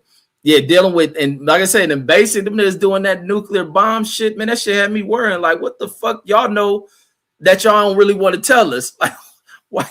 I thought that Cold War shit was over. Now who want to nuke us? The niggas talk about face your feet this way. Then you just have to lay your feet flat. You couldn't know where your toes and heels are up. You got to turn them sideways to have such a low profile for when the blasts go off. And that blast, because they talk about the blast from a nuclear explosion, it pushed all that fucking blast out. And then there's a fucking suction effect from the nukes. That motherfucker starts sucking the air back in. So you better hope you can hold on to some shit. But they want you to have a low profile. Your feet got to be flat out. Like fucking, I don't know how to explain this shit, but like this. Not like this where they point in the air. Sideways like that, and you laying low with your hands covering this because of the blast. They don't want to blind you. They want you to close your eyes covering that shit. You may see your bones for a second, and then you give it a second. You wait for the fucking the effect of the little what they call that blast, the whatever, the bomb, the blast effect and shit, and then it'll suck you back in. You don't get up once that shit pass over your head because it's now gonna pull back to the center of that bomb. I was like, what kind of shit is this? Like, that shit way out. But imagine them people in the days when America made Russia's enemy, and now these niggas talking about using bombs on each other. For a long time, the threat of fucking Soviets nuking us, and the Soviets probably taught that same shit because America the only country to use that shit twice on a nation to end the war. Then you even had that fucking crazy General MacArthur talking about nuking all of Asia to leave a radiation belt around them to keep the Asians in check. And then you got Asians coming over to this motherfucker treating black people like this and that. Like, nigga, that's how I tell them. Nigga, you the niggas and drop the bomb on you, stupid bitch. You better check your little sorry ass fucking self. And if Vlasica says Temecula is nice, says they got that casino sit down there. Yeah, moms used to go to that casino, that Pachanga and Morongo and all that shit. And then Ben Israel says going live tomorrow at 12 p.m. We don't know what section, but I think he on the western time of the coast. Vlasica says drop the link, says for Trap Money Ben, and then Ben saying okay, and nigga still ain't dropped the damn link. And then Hyphy says I know Boxer says the Highway 79 says from him to Temecula, says they building some nice subdivisions. And then Ben Israel says, drop the link, says Ben need help, Reg. Man, I'm live, nigga. I don't drop man. Hold on. Let me help this crazy motherfucker Ben out. I can't drop the hold on. Man, this nigga got a YouTube channel and don't know what the fuck he doing. Man, I can't wait to see this nigga live tomorrow. And I guarantee you, watch, he gonna pull some bullshit. Nigga ain't gonna even go live. Let me go over here to Ben channel. Let me see if we can find this shit. All right, let me see. How do you share your channel? Let me see. You ain't done nothing on the motherfucker. It ain't nothing to share. You so half-assed with this shit. It ain't nothing to share. I don't even see a share button on your fucking channel. Oh, wait, here it go. Here it go. Man, you gotta get off of this half-ass shit. Let me see. All right, this is Ben Israel. Hold on. Did I copy this shit? Oh, let me copy that shit. Give me 1 second. All right, this Ben Israel channel and shit. This nigga gonna be on some straight up craziest of shit. Ben Israel, one of the craziest motherfuckers you ever seen in your life.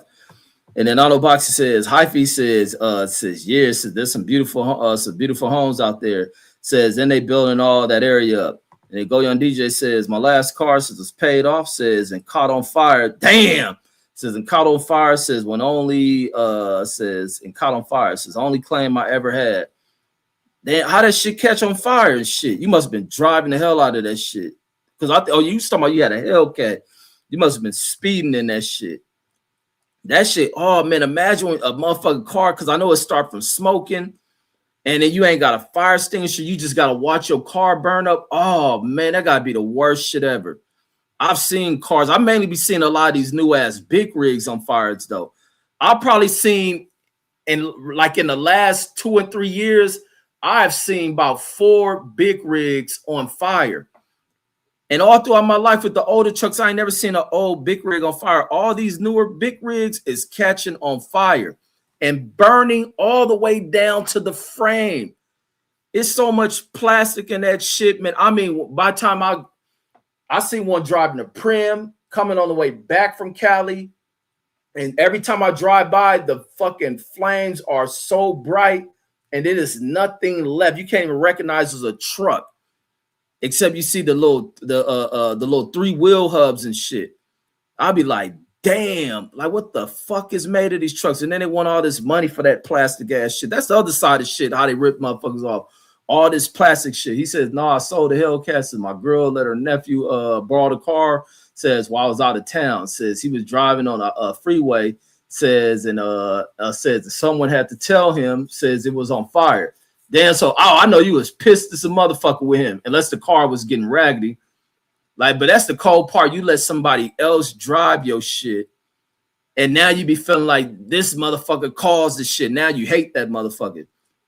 Oh, now you gotta be mad at your girl if she didn't tell you she's gonna let this motherfucker drive it. And then Madev says Epstein war cover up. That's exactly what this Iranian war is. Matthew says Operation Epstein Files. They're gonna get back on the Epstein Files shit, because I see they subpoena and Pam Bondi whore ass. And then Auto Boxing says the Velocity Cuss says, he says Palo Casino says has the best outdoor shooting range. Says it goes out to 850 yards. Says get your sniping on. Says that's where I go. Says it's a 1 hour drive for me. Now, what you live in the city? What you learn to shoot sniper weapons for? You think you can shoot a nigga from 850 yards? A house right there. And then Go Young DJ says insurance company says always try to find a way to not pay. Yeah, they insurance companies are foul as fuck. But I'm sure they got to investigate, because you deal with some people with life insurance, and you may find out that it's people get life insurance on, and the wife may get it to kill the husband, or the husband may get on the wife to kill her. It's just foul what people do. Matter of fact, it's that case out of Utah. That bitch did that shit with her husband, poisoned this dude, and then wrote a book, a children's book, and then find out this the bitch that killed the dude and shit. They just found her monkey ass guilty, man. That's why I said I don't be one of people. I don't give a fuck how much I can love a bitch I'm with. The minute we arguing, or the minute, like, I don't want you. I don't need no chick serving me and shit. I don't want that shit. The first argument, man, I never trust that shit. Don't bring me shit. I don't even want to leave a toothbrush around a bitch, because some of these bitches get so pissed off. I be thinking like, I be having to buy a new toothbrush. Did this bitch clean the toilet with my shit? Like, fuck no, man. I be on point. I'm like Fidel Castro. That's how Nick Castro lives so long. I don't be trusting nobody. I don't give a fuck. I don't give a fuck. I don't put nothing past nobody. Let me throw this shit away and give me a new toothbrush. This bitch probably mop the floor with this motherfucker. Probably done scrub their asshole with it and shit. And then brush your teeth. Wonder why your shit still stank, man. Fucking bitch got swords in your mouth. This bitch done used this shit on the toilet. I know boxing, and that's how Tank Davis found. I remember that bitch rubbed the baby diaper in his shit and did all type of shit, man. Bitch go from thin line between love and hate, homie. And I know boxing says the Mad F says facts is this war is trying to distract us from the Epstein files. I mean, like I said, that's why I be strong on that shit with the relationship shit. That's why I always wanted bitches with their own spot, so I can go there and leave. Like I said, my shit based on experience. I didn't have where I think 2 bitches I know for certain want to kill me or be on some way out weird shit. Like, oh no, it's time to go. Like, get the fuck up out of here. And then Velasquez says, Slim says, damn, that's hella far. It says you should just go to San Ysidro or TJ. Every time I hear San Ysidro, it make me think of that McDonald's shooting shit. That shit's so tragic to me and shit. And then Picasso says back in the 80s, says I was training with scouts, says but since I was underage, says they had to take it easy. Says they let me drive the track, says they used to drink and flip that motherfucker. Oh, talking about the little wheel personnel carriers. Says them scouts are wild. But how are you too young if you're in the military? At first, I'm thinking you're talking about the damn Boy Scouts, but you're talking about the Army Scouts. And Andrew says, says lots of people can't lots of people can't hack it in the military. It says you're not the only one. Wait, who are you talking about? Picasso wasn't the only one? Shit, the military was a breeze to me. Like, nigga, I made that shit breezy while checking the little backwood redneck motherfuckers. The field was nothing to me. While other niggas in there smoking cigarettes, stressed the fuck out, drinking, I ain't had to do none of that shit. I done been to the military. I ain't got grades all in my shit. I'm down there closer to 50 than I am to 40. Like shit. No, what I'm at? About to be 45, this motherfucker. You don't see none of this shit graying. Ain't got none of that shit graying. None of that shit. The military was easy. It was just me checking redneck motherfuckers. Outside of that shit, going to the field, nothing. The mother niggas in there stressing, crying, breaking, none of that shit. I'm in the field in that tank kicking it. Yeah, how long we in this motherfucker? I ain't shit. And guess why I wasn't shit? Nigga grew up going camping as a kid. Nigga, give me my music. They done hook the damn shit up, or I bring my headphones. I got my music. Playing that shit. That's why we play the music shows and shit. That shit be like making me like float back into time where I was like in that military shit, really getting up on the music shit. And then but the military was a breeze and shit. I would have did 20 years if you didn't have too many fucking rednecks and in top positions in that motherfucker. And then Cousin K says so they sell you on being a soldier, says, but you're just a number to them. Absolutely. I remember we used to have a cadence talking about what is shit. It was some shit almost like it was a cadence almost being like how you expendable and shit. And then even talking about the money. They give you $100 and take back 99. Like that was the craziest shit to me. My first paycheck, man. Them drill sergeants laugh like a motherfucker. Because mine, when I go in, I'm 17. That's my first job ever is the military. So my first check was I'm a 17-year-old in the military. I get that shit, and I remember telling the drill sergeant, man, like, they're like, if anybody got a problem with their check, bring it up to us. I go over there like, man, they fucked up. Not cussing and shit, but I like they messed up and they took all this stuff out. I ain't never seen a tax breakdown in my life. 10 staff or whatever that shit. Me being from California's still taking taxes from me. The federal government, and I'm thinking like they weren't supposed to take that shit. And they was like, them niggas laughing like, so what's wrong with your check? I said, man, they taking all this money out. Like, and I'm like, I'm in the government. What the hell they taking money? Folks still tax me. They tax the fuck out that check. They used to have that one. They give you $100, take back 99. They I can always pull up a cadence thing. I'm gonna watch a cadence video because it'd be a bunch of them cadences. Like I said, they had the one about the motherfucker back home where these fools left girlfriends at and shit. The nigga Jody back there fucking that girl. They had that cadence. A cadence about you being replaceable. About you get $100, they take back 99 and shit, leaving you with $1. It was a lot of that shit. And then, but like I said, you just a number in that motherfucker. They give you a dog tag and don't give shit about you. And then Otto Boxy said the velocity cut says outside range says 1,000 times better than indoor range. Says trust me. Says take the drive to Apollo shooting range. Says you'll thank me later. Says look it up on YouTube. And then Matthew says Trump doesn't care about soldiers killed.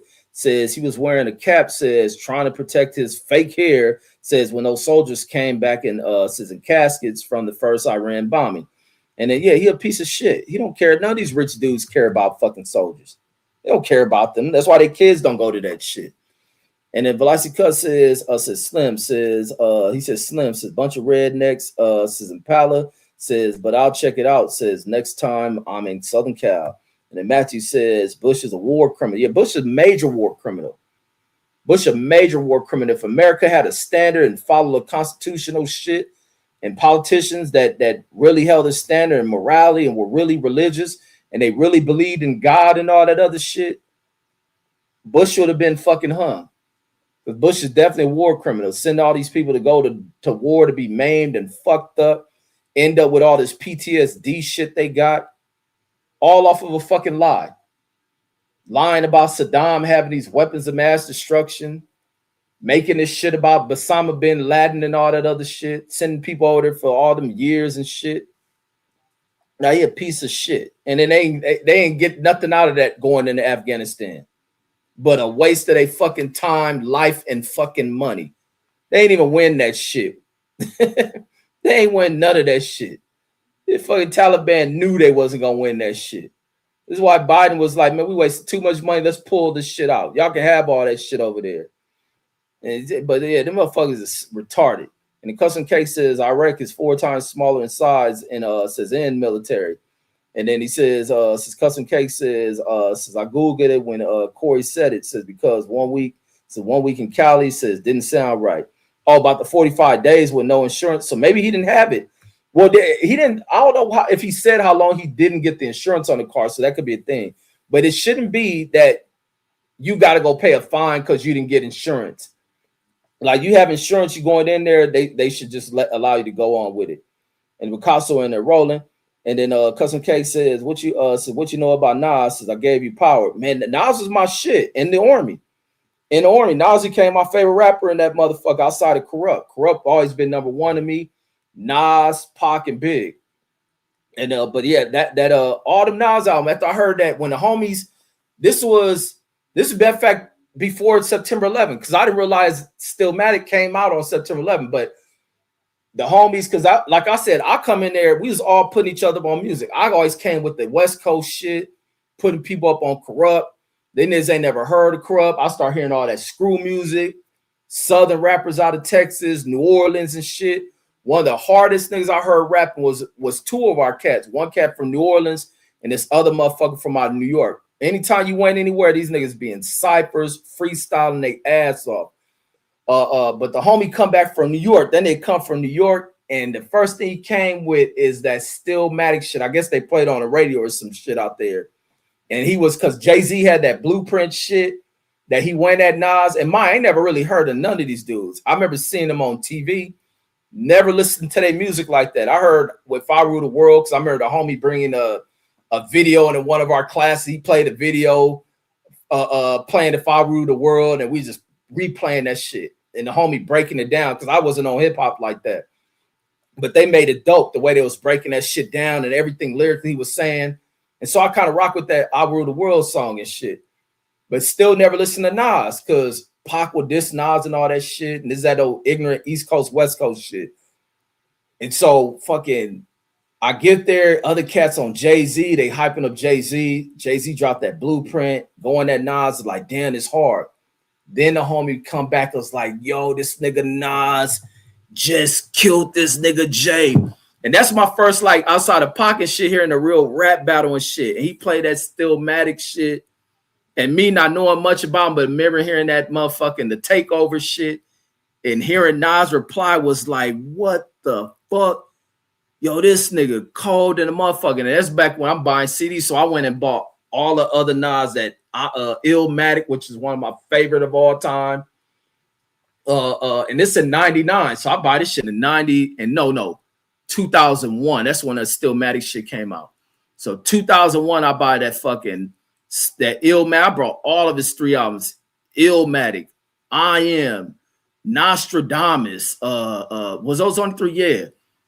And then when that Illmatic, the Stillmatic shit dropped, that shit was classic, homie. I was like, this nigga Nas is dope.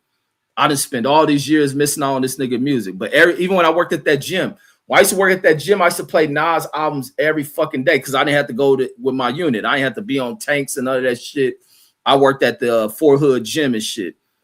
I was at gym at Fort Hood. I worked at the Abrams gym. That was the name of the gym, named after the Abrams tank. I worked at the Abrams gym. Every day I had my headphones on, walking over to that gym, playing all this Nas music. Now I became enamored with that motherfucking Nas music. So yeah, that I gave you power shit, the wrecked up tech. That like Nas is dope than a motherfucker. And then Velocity Cuss says, Baby Owen says, thought you passed. Oh yeah, when I was on the floor, yeah, they thought I was dead. And they just see me out on this hard ass floor. Nigga, like I said, I'm a soldier, homie. I go to sleep on that floor, nigga, and be gone, man. I be gone. I go sleep in an instant on that mug. And then Otto Boxy said the Velocity Cuss says I was on the sneaker game heavy. Says I brought a lot of phone posits and phone posit pros. Says now I got a closet for shoes. Says, and I don't wear them. Says I don't wear them all. Says all. Sorry. He says a waste of money. Where that nigga CJ? CJ has some shoes on. I seen on that nigga Instagram. Them motherfuckers was hard than a motherfucker. Them motherfuckers was hard. If CJ ain't here, man, them motherfucking shoes you had on was hard than a mug. And the Velocity Cuss says, pass the kicks down to your kids, Slim. And then and the Picasso says I got one car, says, and I hardly drive. Yeah, that's because you be driving that truck and shit. I wish they had a train in this motherfucker. I would love to ride the train. If we had like the New York subway and shit, I would love to ride that shit. Would love that shit. I would take my kids to school on that shit. Like, man, we gonna ride the train to fucking school. We gonna save on some of this gas, nigga. And then Velocity Cut said, that's why I love they be wanting to go back to New York City. They liked it, that shit, because it's different. They just ride the subway somewhere. And the Velocity Cuts in the rolling. Go Your DJ says, would you let Trump come to us, come on the show? Hell yeah. So I can go off on that nigga and embarrass that motherfucker. I'll start off with an interview, do it how I did with Mauricio Suleiman, and just embarrass his stupid ass, and then disrespect him. Yeah, I'll definitely let Trump on here. Disrespect his mama, disrespect his wife, his punk ass kids. Oh yeah, Trump be ready to have the motherfucking Navy SEALs come in this motherfucker. He'll put an order. That nigga had me doing some Endura shit. Hey, Trump, I'm sorry now. Damn, Trump, I didn't think it was that real, man. Nigga, fuck that. Take me out, nigga. Fuck Trump. Nigga, I ain't apologize to this bitch. Fuck that punk. Nigga, nigga said the motherfucking Delta Force in this bitch. That nigga probably ordered that shit. Look, Trump, that shit is unconstitutional. You can't. Trump probably done tried that shit too. Look, Trump is unconstitutional. You got to leave the motherfucker alone. He's a constitutional First Amendment. He got a First Amendment right to talk bad about you as long as he ain't threatening you. Yeah, fuck you, Trump, you little peon.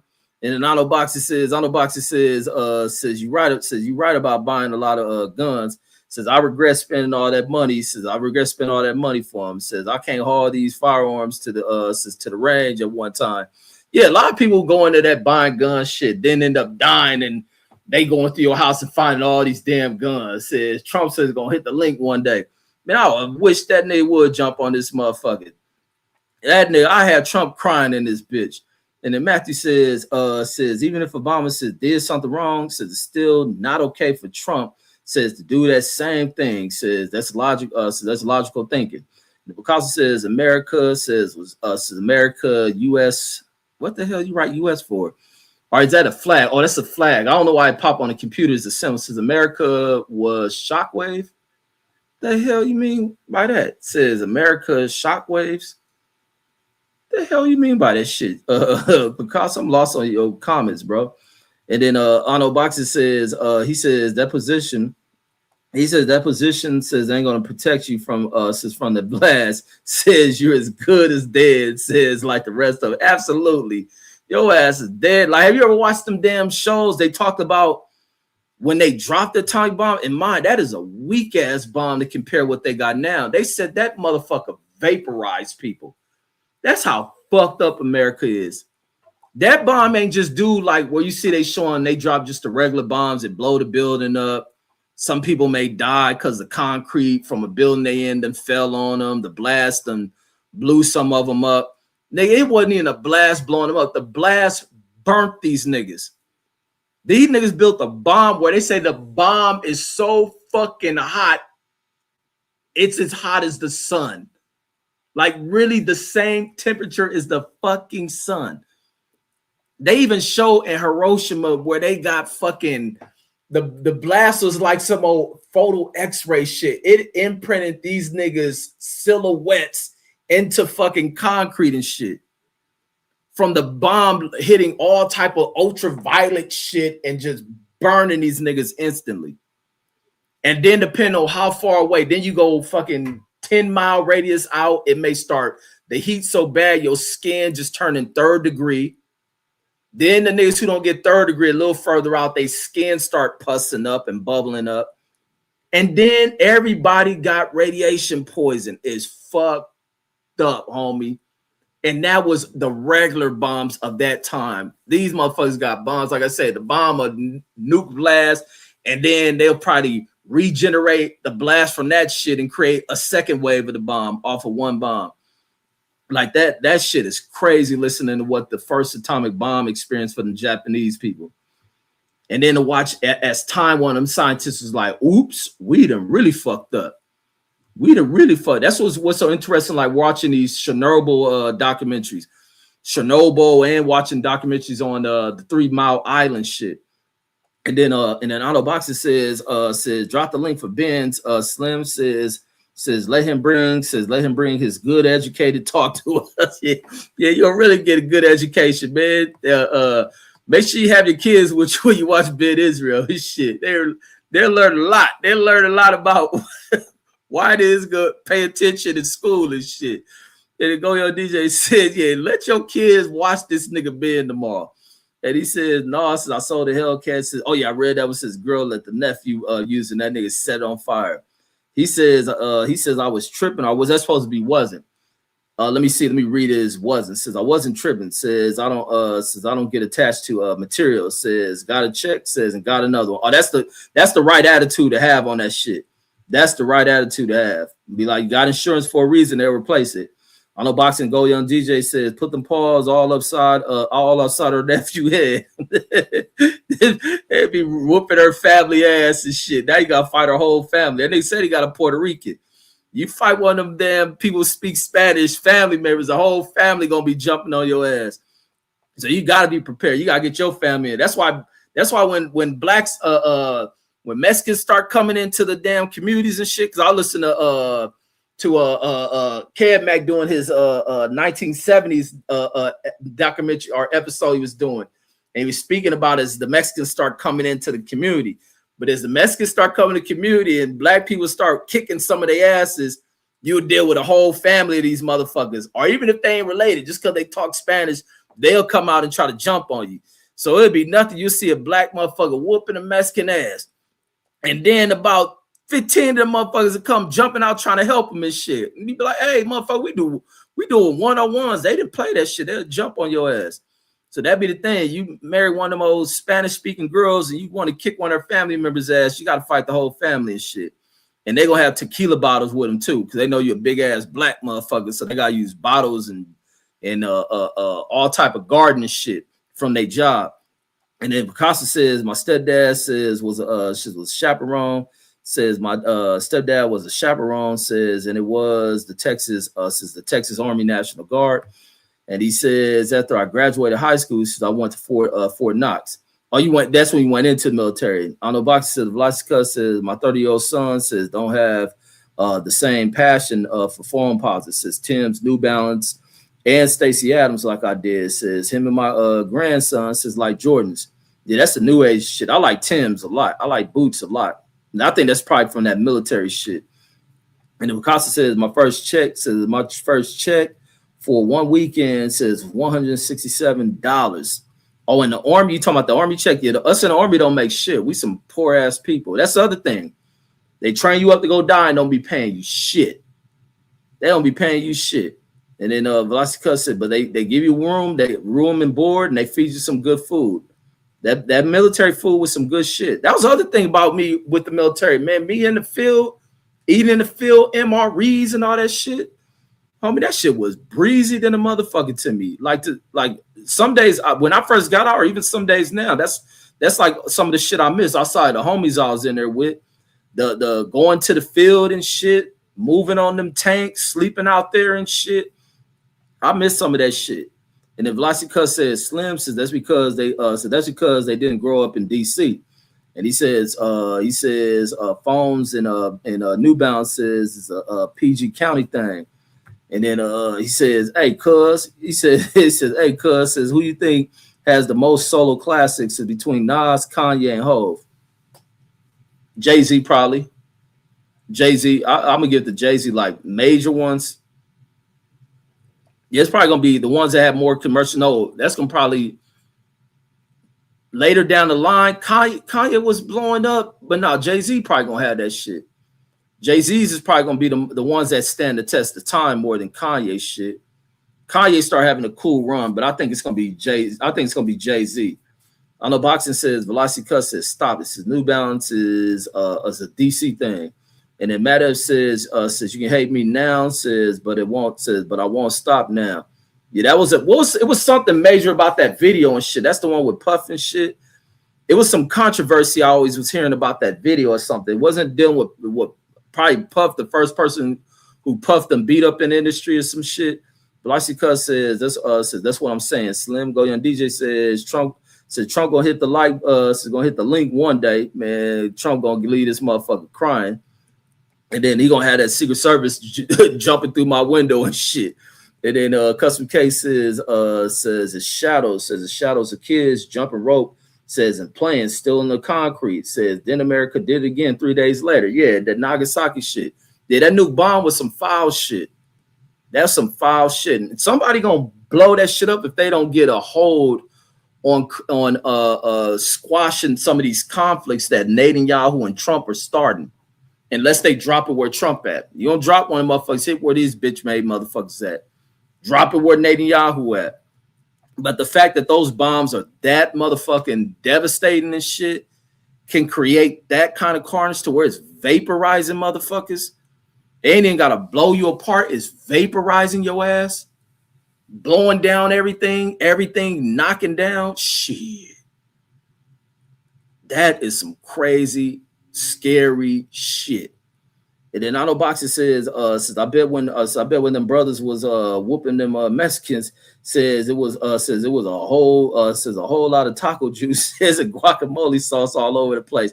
See, that's what I was saying a while ago. That taco shit, unless you was on it, I guess maybe it was different in certain sides of LA, but you didn't have taco places like that. Mexicans start selling that shit on the streets. They'll be doing that shit on the streets. That was always a unique thing that them niggas brought to that shit. And that what bugs me when they be white people be trying to act like they introduced that shit. Like, especially through the food channel. That's how food trucks got popular all of a sudden, because of white folks acting like they introduced that shit. No, they try to pull that shit when they pull bans on Mexicans owning them little catering trucks. The trucks that everybody use now. They try to put bans. They did all this permitting shit. That's where that food grade shit come from. Because as soon as Mexicans food culture started to rise and they always had them damn trucks, they start putting a ban on that shit. They wouldn't get them niggas permits. Then they start using that food channel with them white folks featuring little food truck shows. And then now everybody pull up to a food, what they call them, where it's a bunch of food trucks lined up.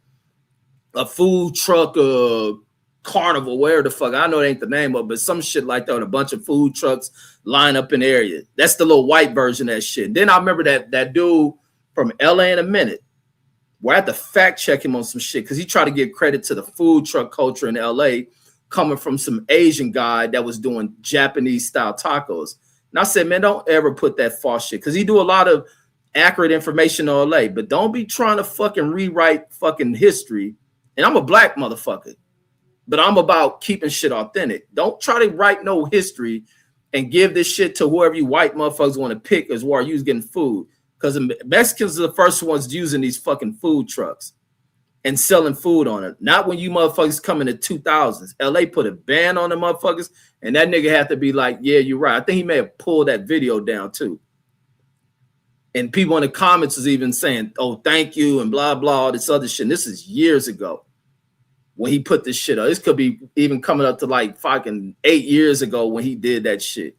Like, niggas love to ignore that shit. LA was fucking trying to fuck over these people, but I don't remember tacos. I remember the first time, even with Meg, we had the one Mexican cat in my neighborhood.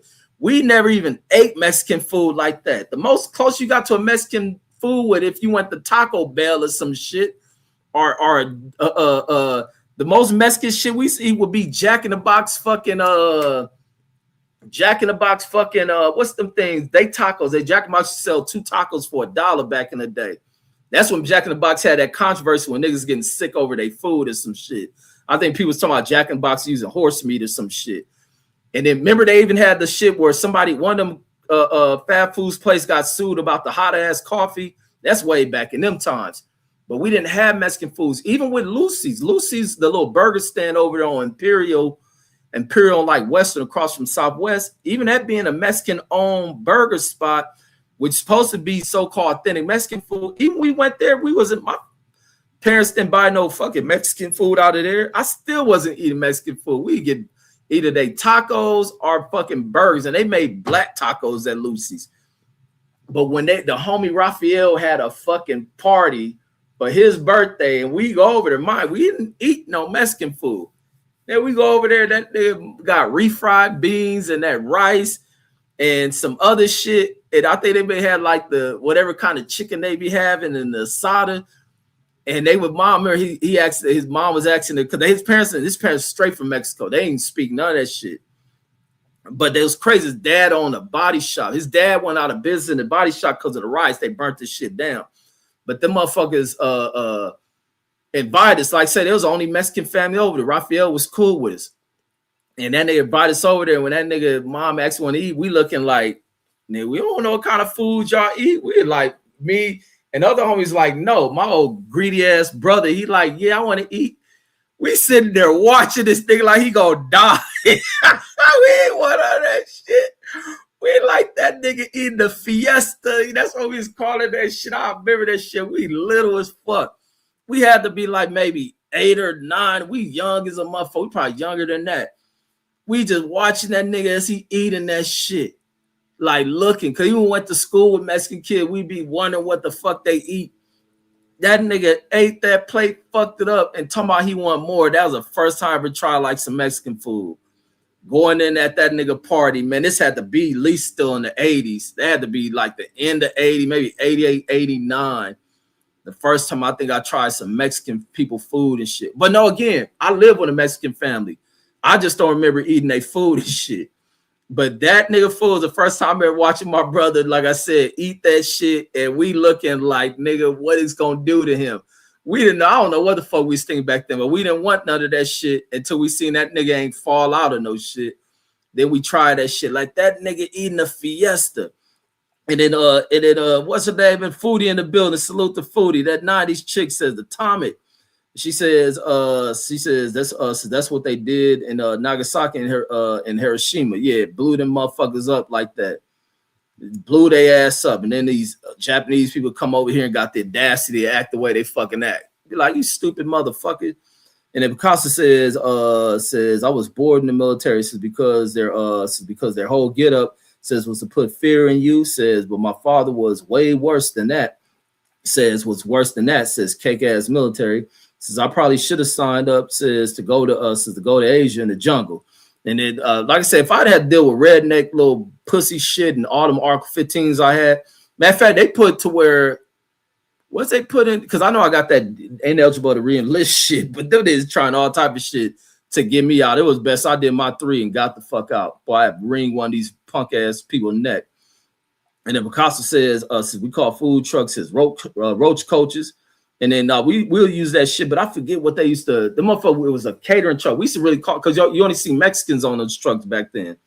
And then Picasso says Del Taco says, and Barstow says was the shit. And then ain't that where Del Taco started in Barstow or some shit? And then Ano Boxer says, but Del Taco is garbage ass Mexican food. And then Ano Boxer says, the Picasso says facts, says we all call them roach coaches.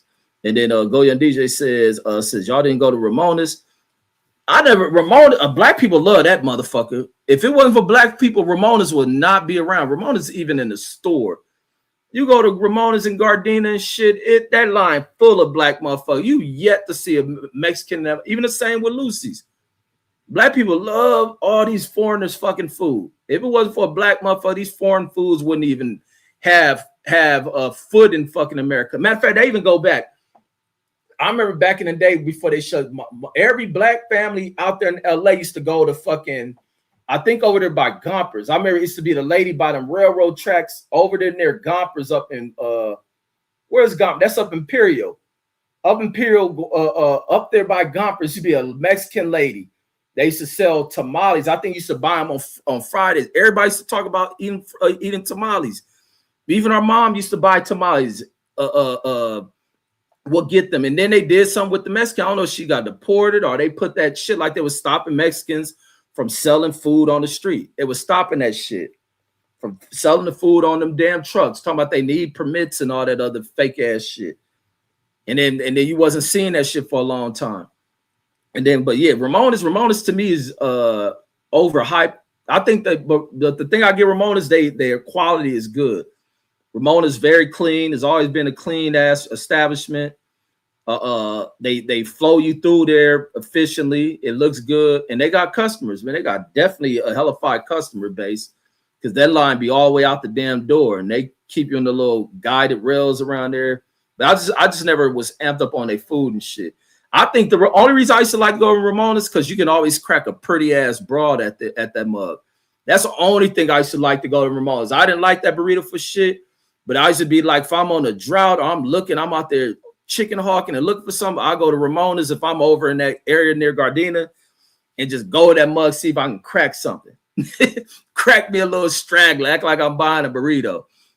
And then Foodie says, I know Boxer says, yep. Says my sister wouldn't let me eat them grilled hot dogs since the Mexicans sell in LA.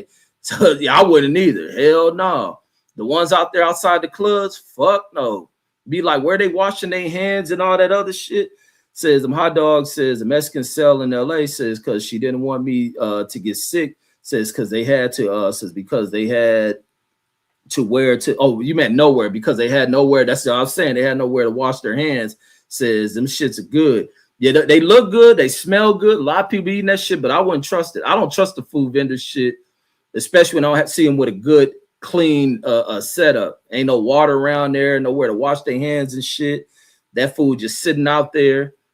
And then Picasso says, Barstow says was the original store. Yep. Yeah, that's why I thought about Del Taco. That's why Del Taco tastes nasty because it started in Barstow.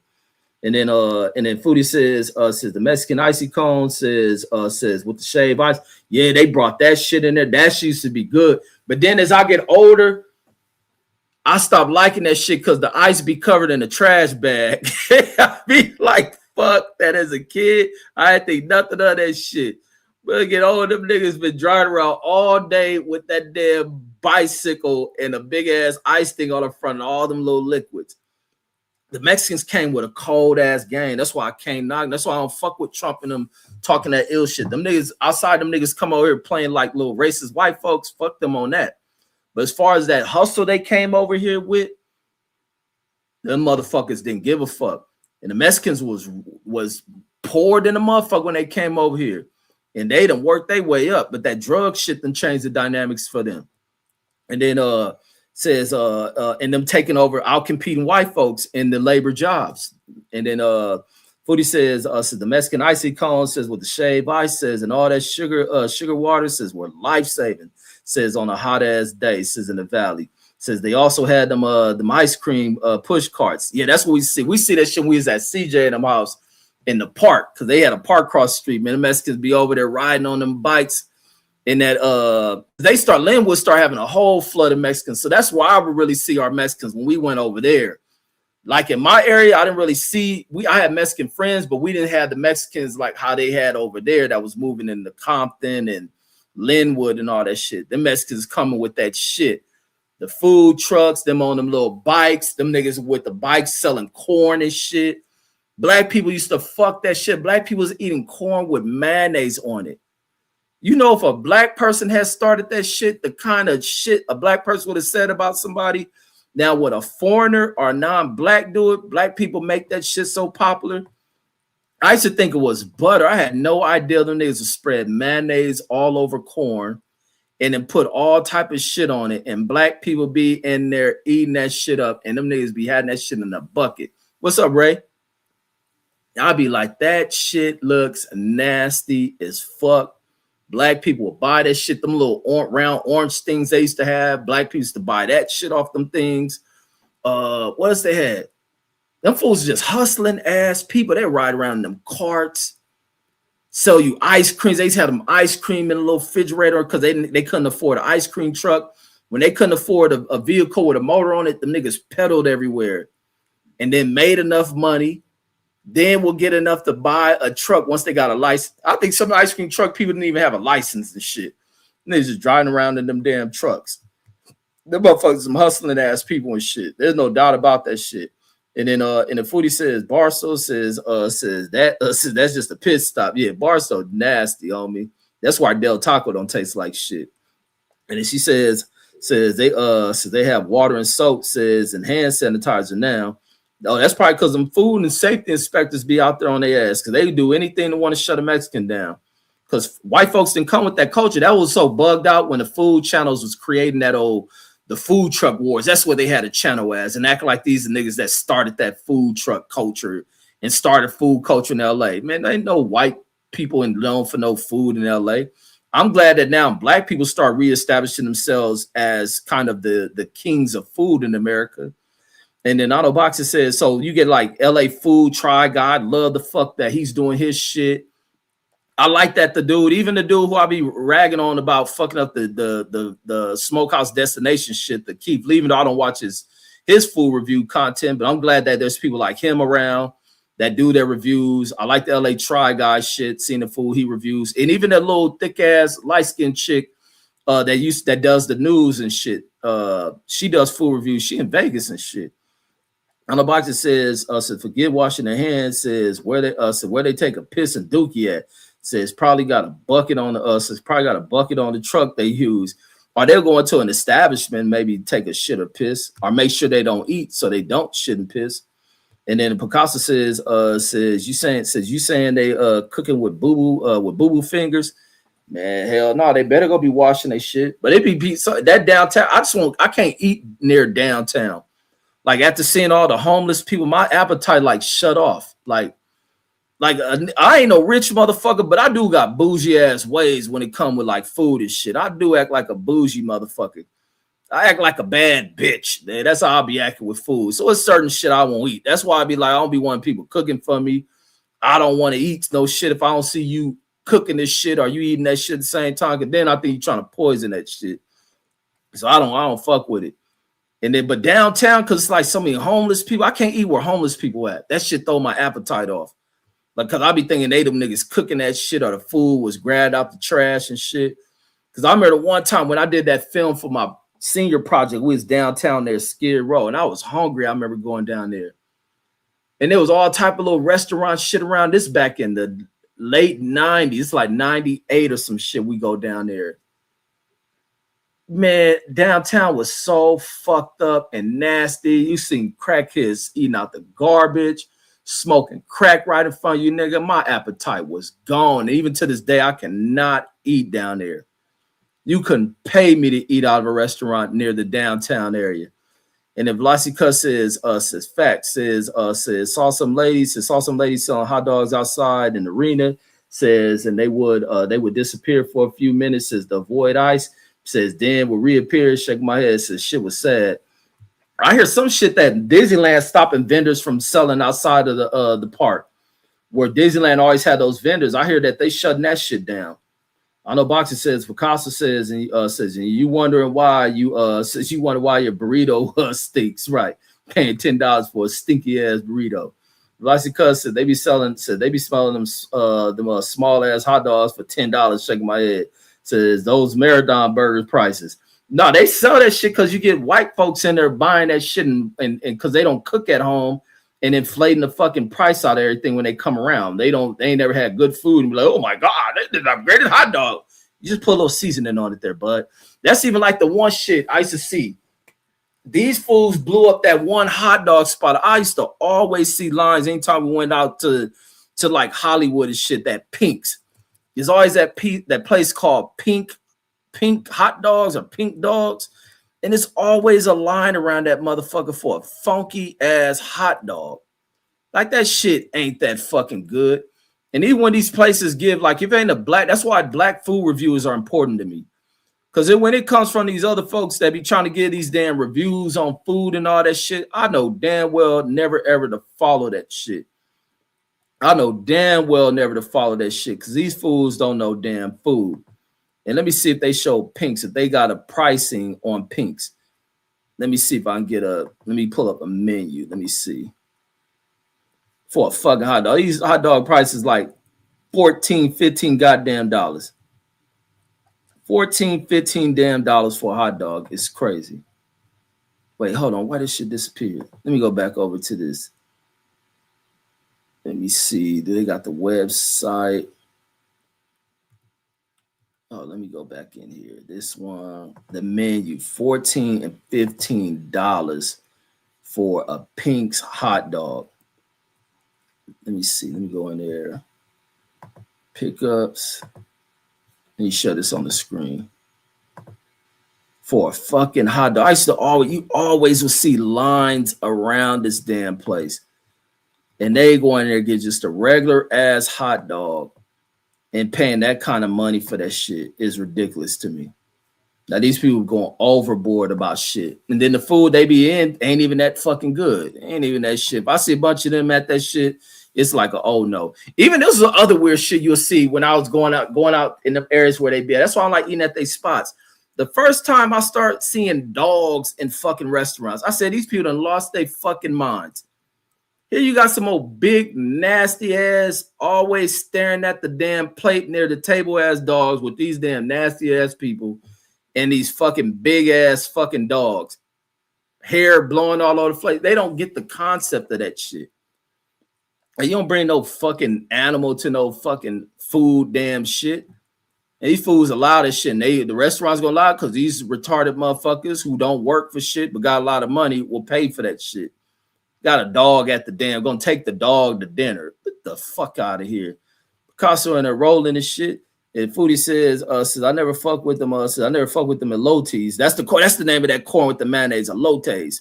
Says because it looked nasty as fuck. Says I don't like mayonnaise. Says I don't like mayonnaise like that. Says but I got older. Says and that shit good. You would eat that shit? I think mayonnaise is just the nastiest shit to put on anything. And I heard it's motherfuckers that put mayonnaise when they making cakes. Like, I hope that's a fucking lie. I've heard like white ladies tell me that shit. They put mayonnaise in that shit. Just fuck my stomach up right now thinking about that shit. And I hope that's a lie. I hope there's, and I heard it from multiple, but I never heard from a black person. I heard from white ladies talking about they put mayonnaise when they're making cake in a cake mix. And I don't know if these motherfuckers is lying or if that's some real shit, or even if there's black people that do that shit. That shit is some way out fucking shit to me. And if Velocity cuts in there rolling, and then custom cake says were Mexicans racist? Says where you grew up? Not in my area. I grew up around usually the racist. No, you get Mex. I was about to say that because that ain't true. It depends on how blacks created the dynamics that changed that shit. Because when you look in the early history, it wasn't a racial dynamics amongst blacks. You had blacks that beat up because blacks is beating up on everything. When white people moved out, blacks ain't had no other choice but to beat up the next thing that looked like a white person. The black people in LA was full of rage. They just wanted to fight every fucking thing. And so, but in my area, no, they weren't racist. Their parents probably were racist coming in from Mexico, probably with whatever the Catholic Church taught they motherfucking colonized ass, teaching them that racist shit. That's where their racism come from. It come from that Catholic shit. And then it come from whatever white folks teach them, and they buy into the dumb shit. Because a lot of them are uneducated and ignorant, they goddamn self. But when they got here, black people was beating them up and shit, doing them wrong and shit. But for the most part, I think you hear like a lot of older black people, they were friendly with Mexicans, even with the gangs. You didn't have the racial dynamics with gangs and shit. I think that shit changed as the Crips and shit start becoming a larger or growing problem in the city and shit. But Mexicans who grew up around blacks, the dynamics of like you got different type of blacks in Los Angeles. You got the Mexicans who grew up around blacks. It's the ones when you watch these hood vlogs, they say nigga a lot. They act like us. And I mean, how could you not expect them to? They grow up with us. We go to school with them. So that's a dynamic that I don't think a lot of people look at. I don't think people have the IQ of seeing things that way. Then you get Mexicans who grew up in white communities. I've been around those kind of Mexicans. They totally different. They listen to the off-brand ass music. They styles is off-brand, what you consider off-brand. They use more high-end, like high-powered narcotics. They're more the ones into narcotics and shit and all that other shit. Drugs, they wild, and then they harbor a lot of that racist shit. They grow up around white folks.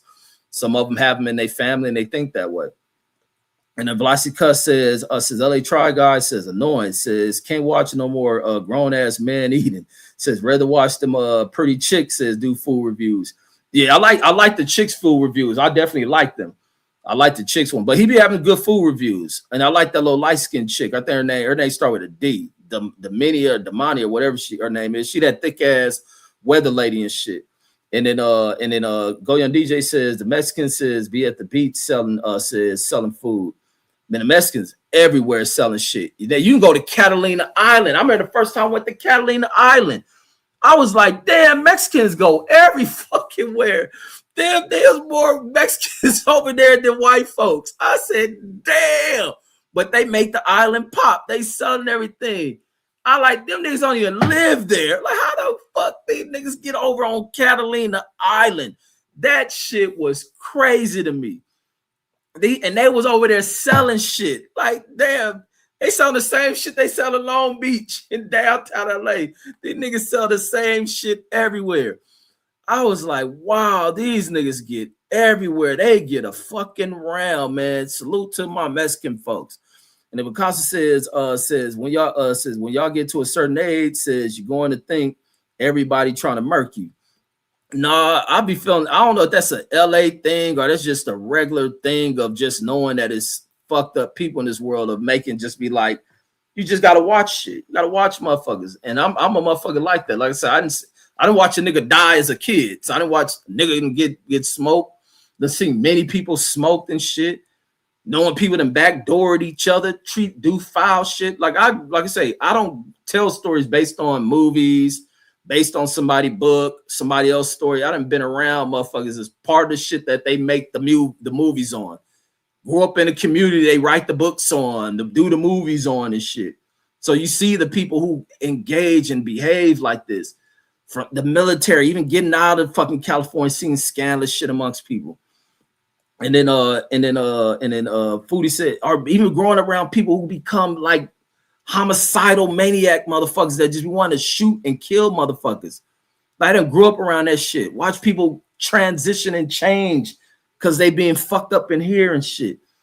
And then Foodie says, yeah, I can't eat nowhere. It says where it smells like piss and infections. It says downtown LA back in the 90s says it was like the apocalypse. Says we went down there, we went down there for a couple of cheap clothes, says when we were young. Yeah, I can't fuck around with no food downtown. Absolutely not. Especially even if it's in a restaurant, I ain't eating in that shit. And then another box it says what's messed up says that story you told that story you told was 30 years ago says and it's still like that still like that down on Skid Row. Says that's sad, Slim.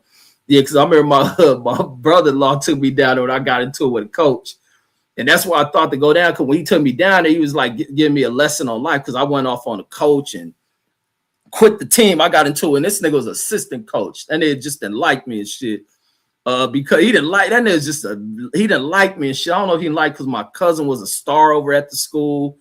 And I used to be bragging on my cousin all the time. Like, yeah, my cousin Steve Smith and this and that. He got the records and all that shit. And then I used to get to play with the varsity squad. I go over and do like receiving drills, and they had this freshman nigga at quarterback who was like a what he'd be a phenom. He was like a much talked after dude in that league and shit. And I'll be over there like supposed to be with the JV team. They'll let me go in certain times in the practice, be over there with the varsity team and doing routes and shit. And that coach didn't like that shit. And mine, I was a nigga that didn't take football serious. I didn't know if you put a play what route I'm supposed to run. I just knew how to catch from playing football on the block and all that shit.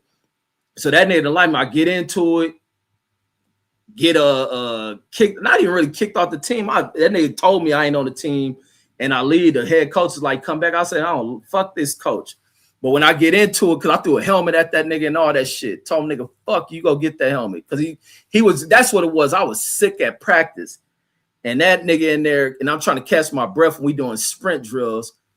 And then he is like, Reginald, get the fuck on the line. God damn it, he didn't give a fuck. And he knew I was at practice sick. And I said, man, I'm sick. And they say some shit to me like, I don't give a fuck what died in or some shit. Nigga, I said, nigga, fuck you, bitch. And I tossed that helmet like boom, just tossed the shit. He said, you go get that fucking helmet. I said, what? You know, I got that shit and threw it at his ass. Like, nigga, fuck you, bitch. Like, nigga, you ain't the fucking coach anyway. I quit. So when I go home, Big Steve, like, he like asked him, like, what happened? I went through all this hell week shit with the team, all this other shit. And I get kicked off team because I was always on not rebellious shit, like militant shit. And I think I did this shit because he's a white dude talking to me like this. So they was always on that. So they was like learning his lessons to teach me about how to learn to control. Like, it wasn't even an anger thing. I never had anger issues, but it would be shit from me being a calm kid, always seemed to be a kid that was out of trouble and then have these little episodes of going off of some shit. It was from that bitch ass coach. So he take me down to downtown about what happens to people who make the wrong decision in life. So we going downtown to Skid Row and we driving. I'm like tripping, looking at all these people like fucked up down there. That's what gave me the idea when we went down there and did that damn, for my senior project, we did that damn interview down there in Skid Row. Was from that year when he took me as like, I think I was still a freshman. I might have been in the 10th grade when he took me down there for that. And so that's how I knew about Skid Row and shit. And it was funny because then we was driving because they got some of the one-way roads. He drive while he giving me this lecture. And there's a dude up there doing all this shit, a homeless dude doing all this.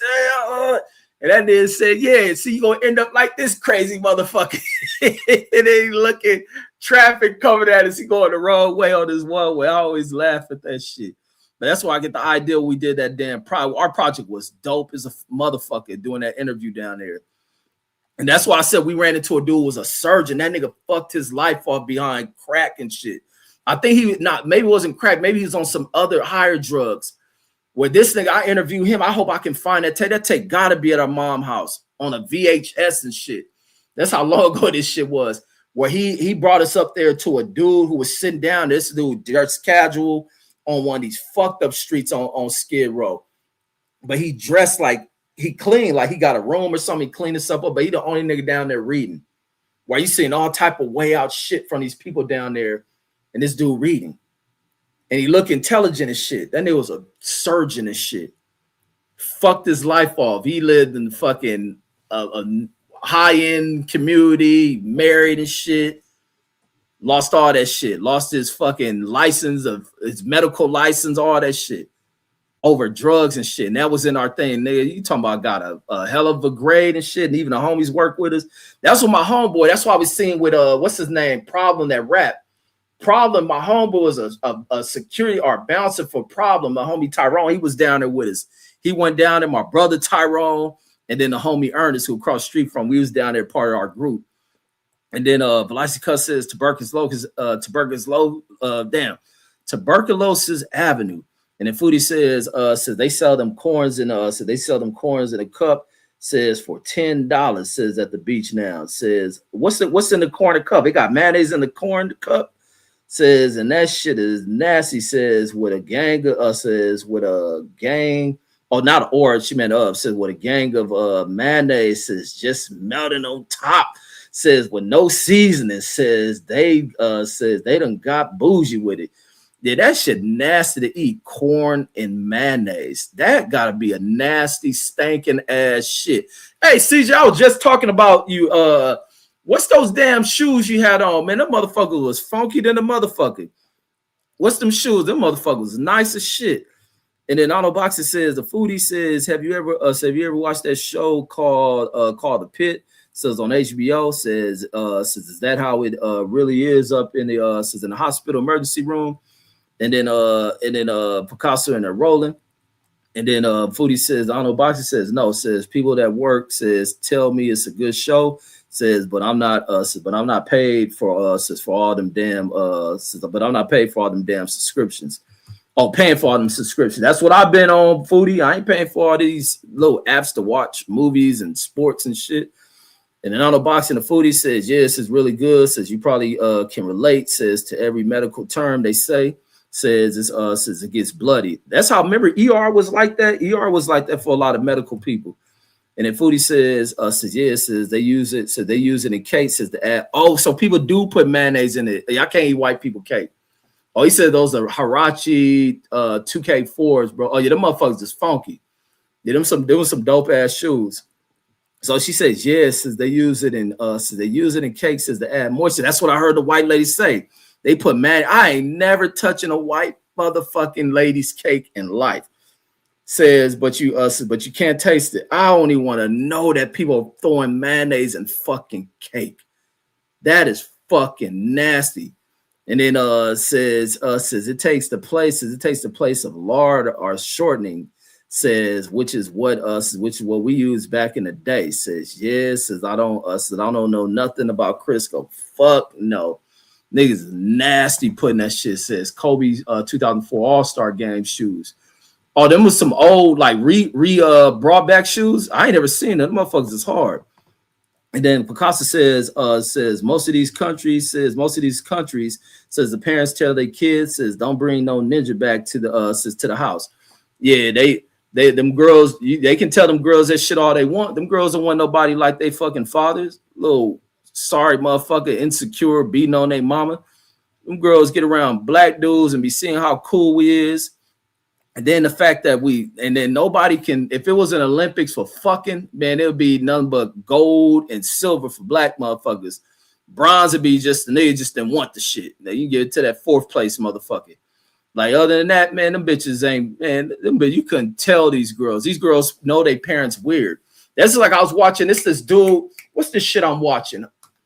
Hold on, let me put y'all up on some great ass shit because this dude interviewing bitch ass killers. He interviewing these pussy ass people that be killing people. Y'all got to peep this shit. Where's this nigga channel at? Hold on. I'm gonna put y'all up on a dope fucking channel, man.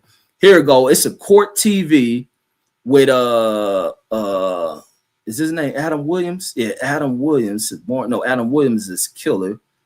And this shit on court TV. Who is this interviewee motherfucker? Hold on. Let me find. Well, I think this killer name is Adam Williams. Hold on, folks. Let me find the 8 hours one so I can see this dude's name. Hold on. Need 1 second. Because these people are foul as fuck. Let me see. This dude killed somebody on what's that little beach in Texas? Santa Padres Island or some shit. Dude did something in 2019, killed these people out there camping and shit. Hold on, let me see. Where's this interview? Here we go. This shit called Interview with says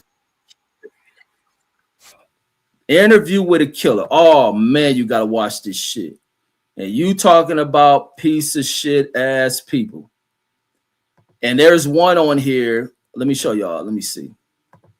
And these ones were all type people. This bitch that 50 years ago, she was a babysitter. She set a house on fire and killed this whole family and shit. What's this one? It's this Egyptian dude. He killed his daughters, but then they found this weird motherfucker in there. I ain't seen this one. Yeah, I'm gonna check that one out. But where this little Egyptian punk motherfucker? This the one. This fool killed his wife, married his cousin and shit. They don't charge the cousin. That's this motherfucker. The dude interviewing these people. This black dude. Wait, where's the other one at with the Egyptian dude? This sorry motherfucker killed his damn daughters because his daughters was having boyfriends and shit. He'll watch these girls, follow them all. This is what these foreigner motherfuckers be on that don't want their daughters fucking with black motherfuckers. These be the motherfuckers that sell their daughters off. Be in America doing this shit. Selling their daughters off, choosing who their daughters gonna be with. Their daughters don't even like these motherfuckers. But a family can pay these wicked, retarded, back out of date, just degenerate ass functions of a human and how they get down and telling their daughters, and their daughters be like, man, I ain't from where you from. I'm a fucking American. And that's what these older generations of people don't understand. They not nothing like y'all. Y'all fucked up from where you came from. That's why you left that shit. And so this dude killed his daughters. And then he was married to a hillbilly bitch. He was married to a white lady. Out of all this shit, he talked about his daughters and he's cussing. He ain't even married to an Egyptian bitch. He married a white chick from out of like the Appalachian. That white girl was a fucking like coal miner's daughter. He married her when she's 15. He like 25 or some shit. So he a pedophile motherfucker. He ended up watching his daughters. It was claims that he was even doing shit, touching on his daughters sexually. And then he's gonna choose who they be. When they had boyfriends and shit, is when he decided he was gonna kill his daughter. So that's why he in prison. I'm telling this dude be interviewing these dudes. He be interviewing these killers and shit. And when you listen to these motherfuckers, you realize it's some piece of shit ass motherfuckers, and they don't have accountability for shit. That shit called, wait, what's this shit? This one is on Court TV, YouTube channel, and it's called Interview with a Killer. This is the marathon one where they got the 8-hour shit. That shit, man, these motherfucking interviews is crazy. And they answering this questions. I got all type of shit to watch for this shit. I mean, this is an amazing fucking show right here. These interview with these sorry ass people. And then it'd be crazy that these people get life. Like, man, they need the death penalty for these motherfuckers. When you listen to the stories about what they did, and these killers open up about that shit. At some point they be trying to deny they didn't do it, like this Egyptian motherfucker trying to say he ain't the one that did it to his daughters. His daughters calling the police right as he's killing them and shit. And then Vlasica says they not all Mexicans, says they be Salvadorians and Guatemalans, etc. And then Foodie says the Picasso says facts. Says the new young Mexican says use the N-word, says but won't bring no black babies home. Shit. That ain't true. Shit, that ain't true. My nephew a fucking Mexican. And he says, shit, them motherfucking Mexicans be liking them old black ass chicks. He says the Mexican says believe in La Raza. That's false as fuck. Now, Mexicans who probably grow up around white area ass Mexicans, yeah, they like that. East LA Mexican, but they still be sneaking on fucking with black chicks. It says make the culture pure, says AKA says make us whiter, says not darker. That's that shit from where they study that Catholicism shit. When they get over here, that shit is out the window. That's like a Mexican chick I had. Her family was like that. Man, shit, fucking the shit out that Mexican. That Mexican girl loved my black ass. She loved me, and she was a Mexican girl taught that shit. Not to fucking be with no black person, this and that. That girl was attracted to a black motherfucker. Matter of fact, I bumped her down there in Hollywood and shit. What thing it was Hollywood. Bumped her walking by, that bitch is on. It me and her fucking for a long time till she started doing her nursing shit. And the Casa saying facts. Foodie says Reggie needed anger management. No, I didn't need anger management. I was always on point. That's why I be like I was always right. I was right doing that shit with that bitch ass coach. That coach was a hoe, nigga. And then him and the head coach was getting into it. That coach, and then this is a coach. This is what this coach was doing. I was always right, even with my action. Even my relatives didn't even think I was right. They thought I was tripping because I used to be. Everybody think I didn't like white people and this and that shit was not fucking true. I just knew when shit was wrong and nobody was gonna do nothing. I knew I just had to stand up for the shit. But even with that coach, that same coach was buying kids fucking performance enhancers and shit.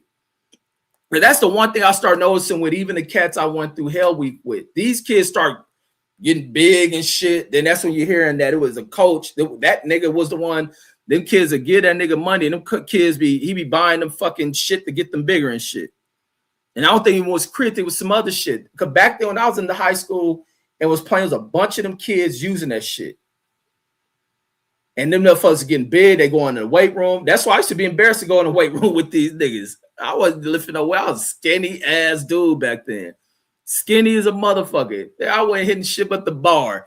And these niggas was hitting the bar with me. During that summer, these niggas take whatever that bitch ass coach was getting them. Them niggas in there, they had weights on they shit. My shit got a 10 on it. That bar heavy as fuck, man. Them niggas in there just blowing up. Man, that coach is in there buying these niggas shit. Him and that coach getting into it and shit. And then you talking about these kids breaking out acne all on their back and all that other shit. Like, come on, man. That motherfucking coach is a piece of fucking shit. And then Otto Boxer says black men are the second most. Who the first? He said black men are the second most desired, says male on the planet. Who the fuck you talking about, Otto Boxer? We number one, homie. He says, and black women's bodies are so desired, says that other women says have surgeries to look like. So who number one? That's what I want to know. I know boxing. Who the fuck is number one? Niggas talking about blacks are the second most. Nigga, you crazy as a motherfucker. You ever looked around this planet, see how many motherfuckers mixed up with some old black nut in the pussy? You crazy as fuck. And then that's why we don't hate on other motherfuckers. We ain't invading motherfuckers' countries. We ain't got time for that shit. We go to other countries to fuck. Fuck out of here. Let alone bombing nigga. That's why we ain't waste time to learn how to develop splitting atoms and shit. That's for them old crazy ass fuckers in Europe. Niggas had to develop. We need something to protect these women from that black dick. These motherfuckers gonna blow their shit off with an atom. Go atom bomb these niggas nuts. That's where the motherfucking atom bomb came from. These motherfucking Moors going over to Spain, fucking all them bitches, going into Italy and motherfucking whatever the other shit by Italy, fucking them bitches. Like shit, we got fucking to do. That's what we was doing. We ain't got time to be fucking looking up for fucking what you make gunpowder with. We ain't got time for that shit. We just beat a nigga up. What you owe me?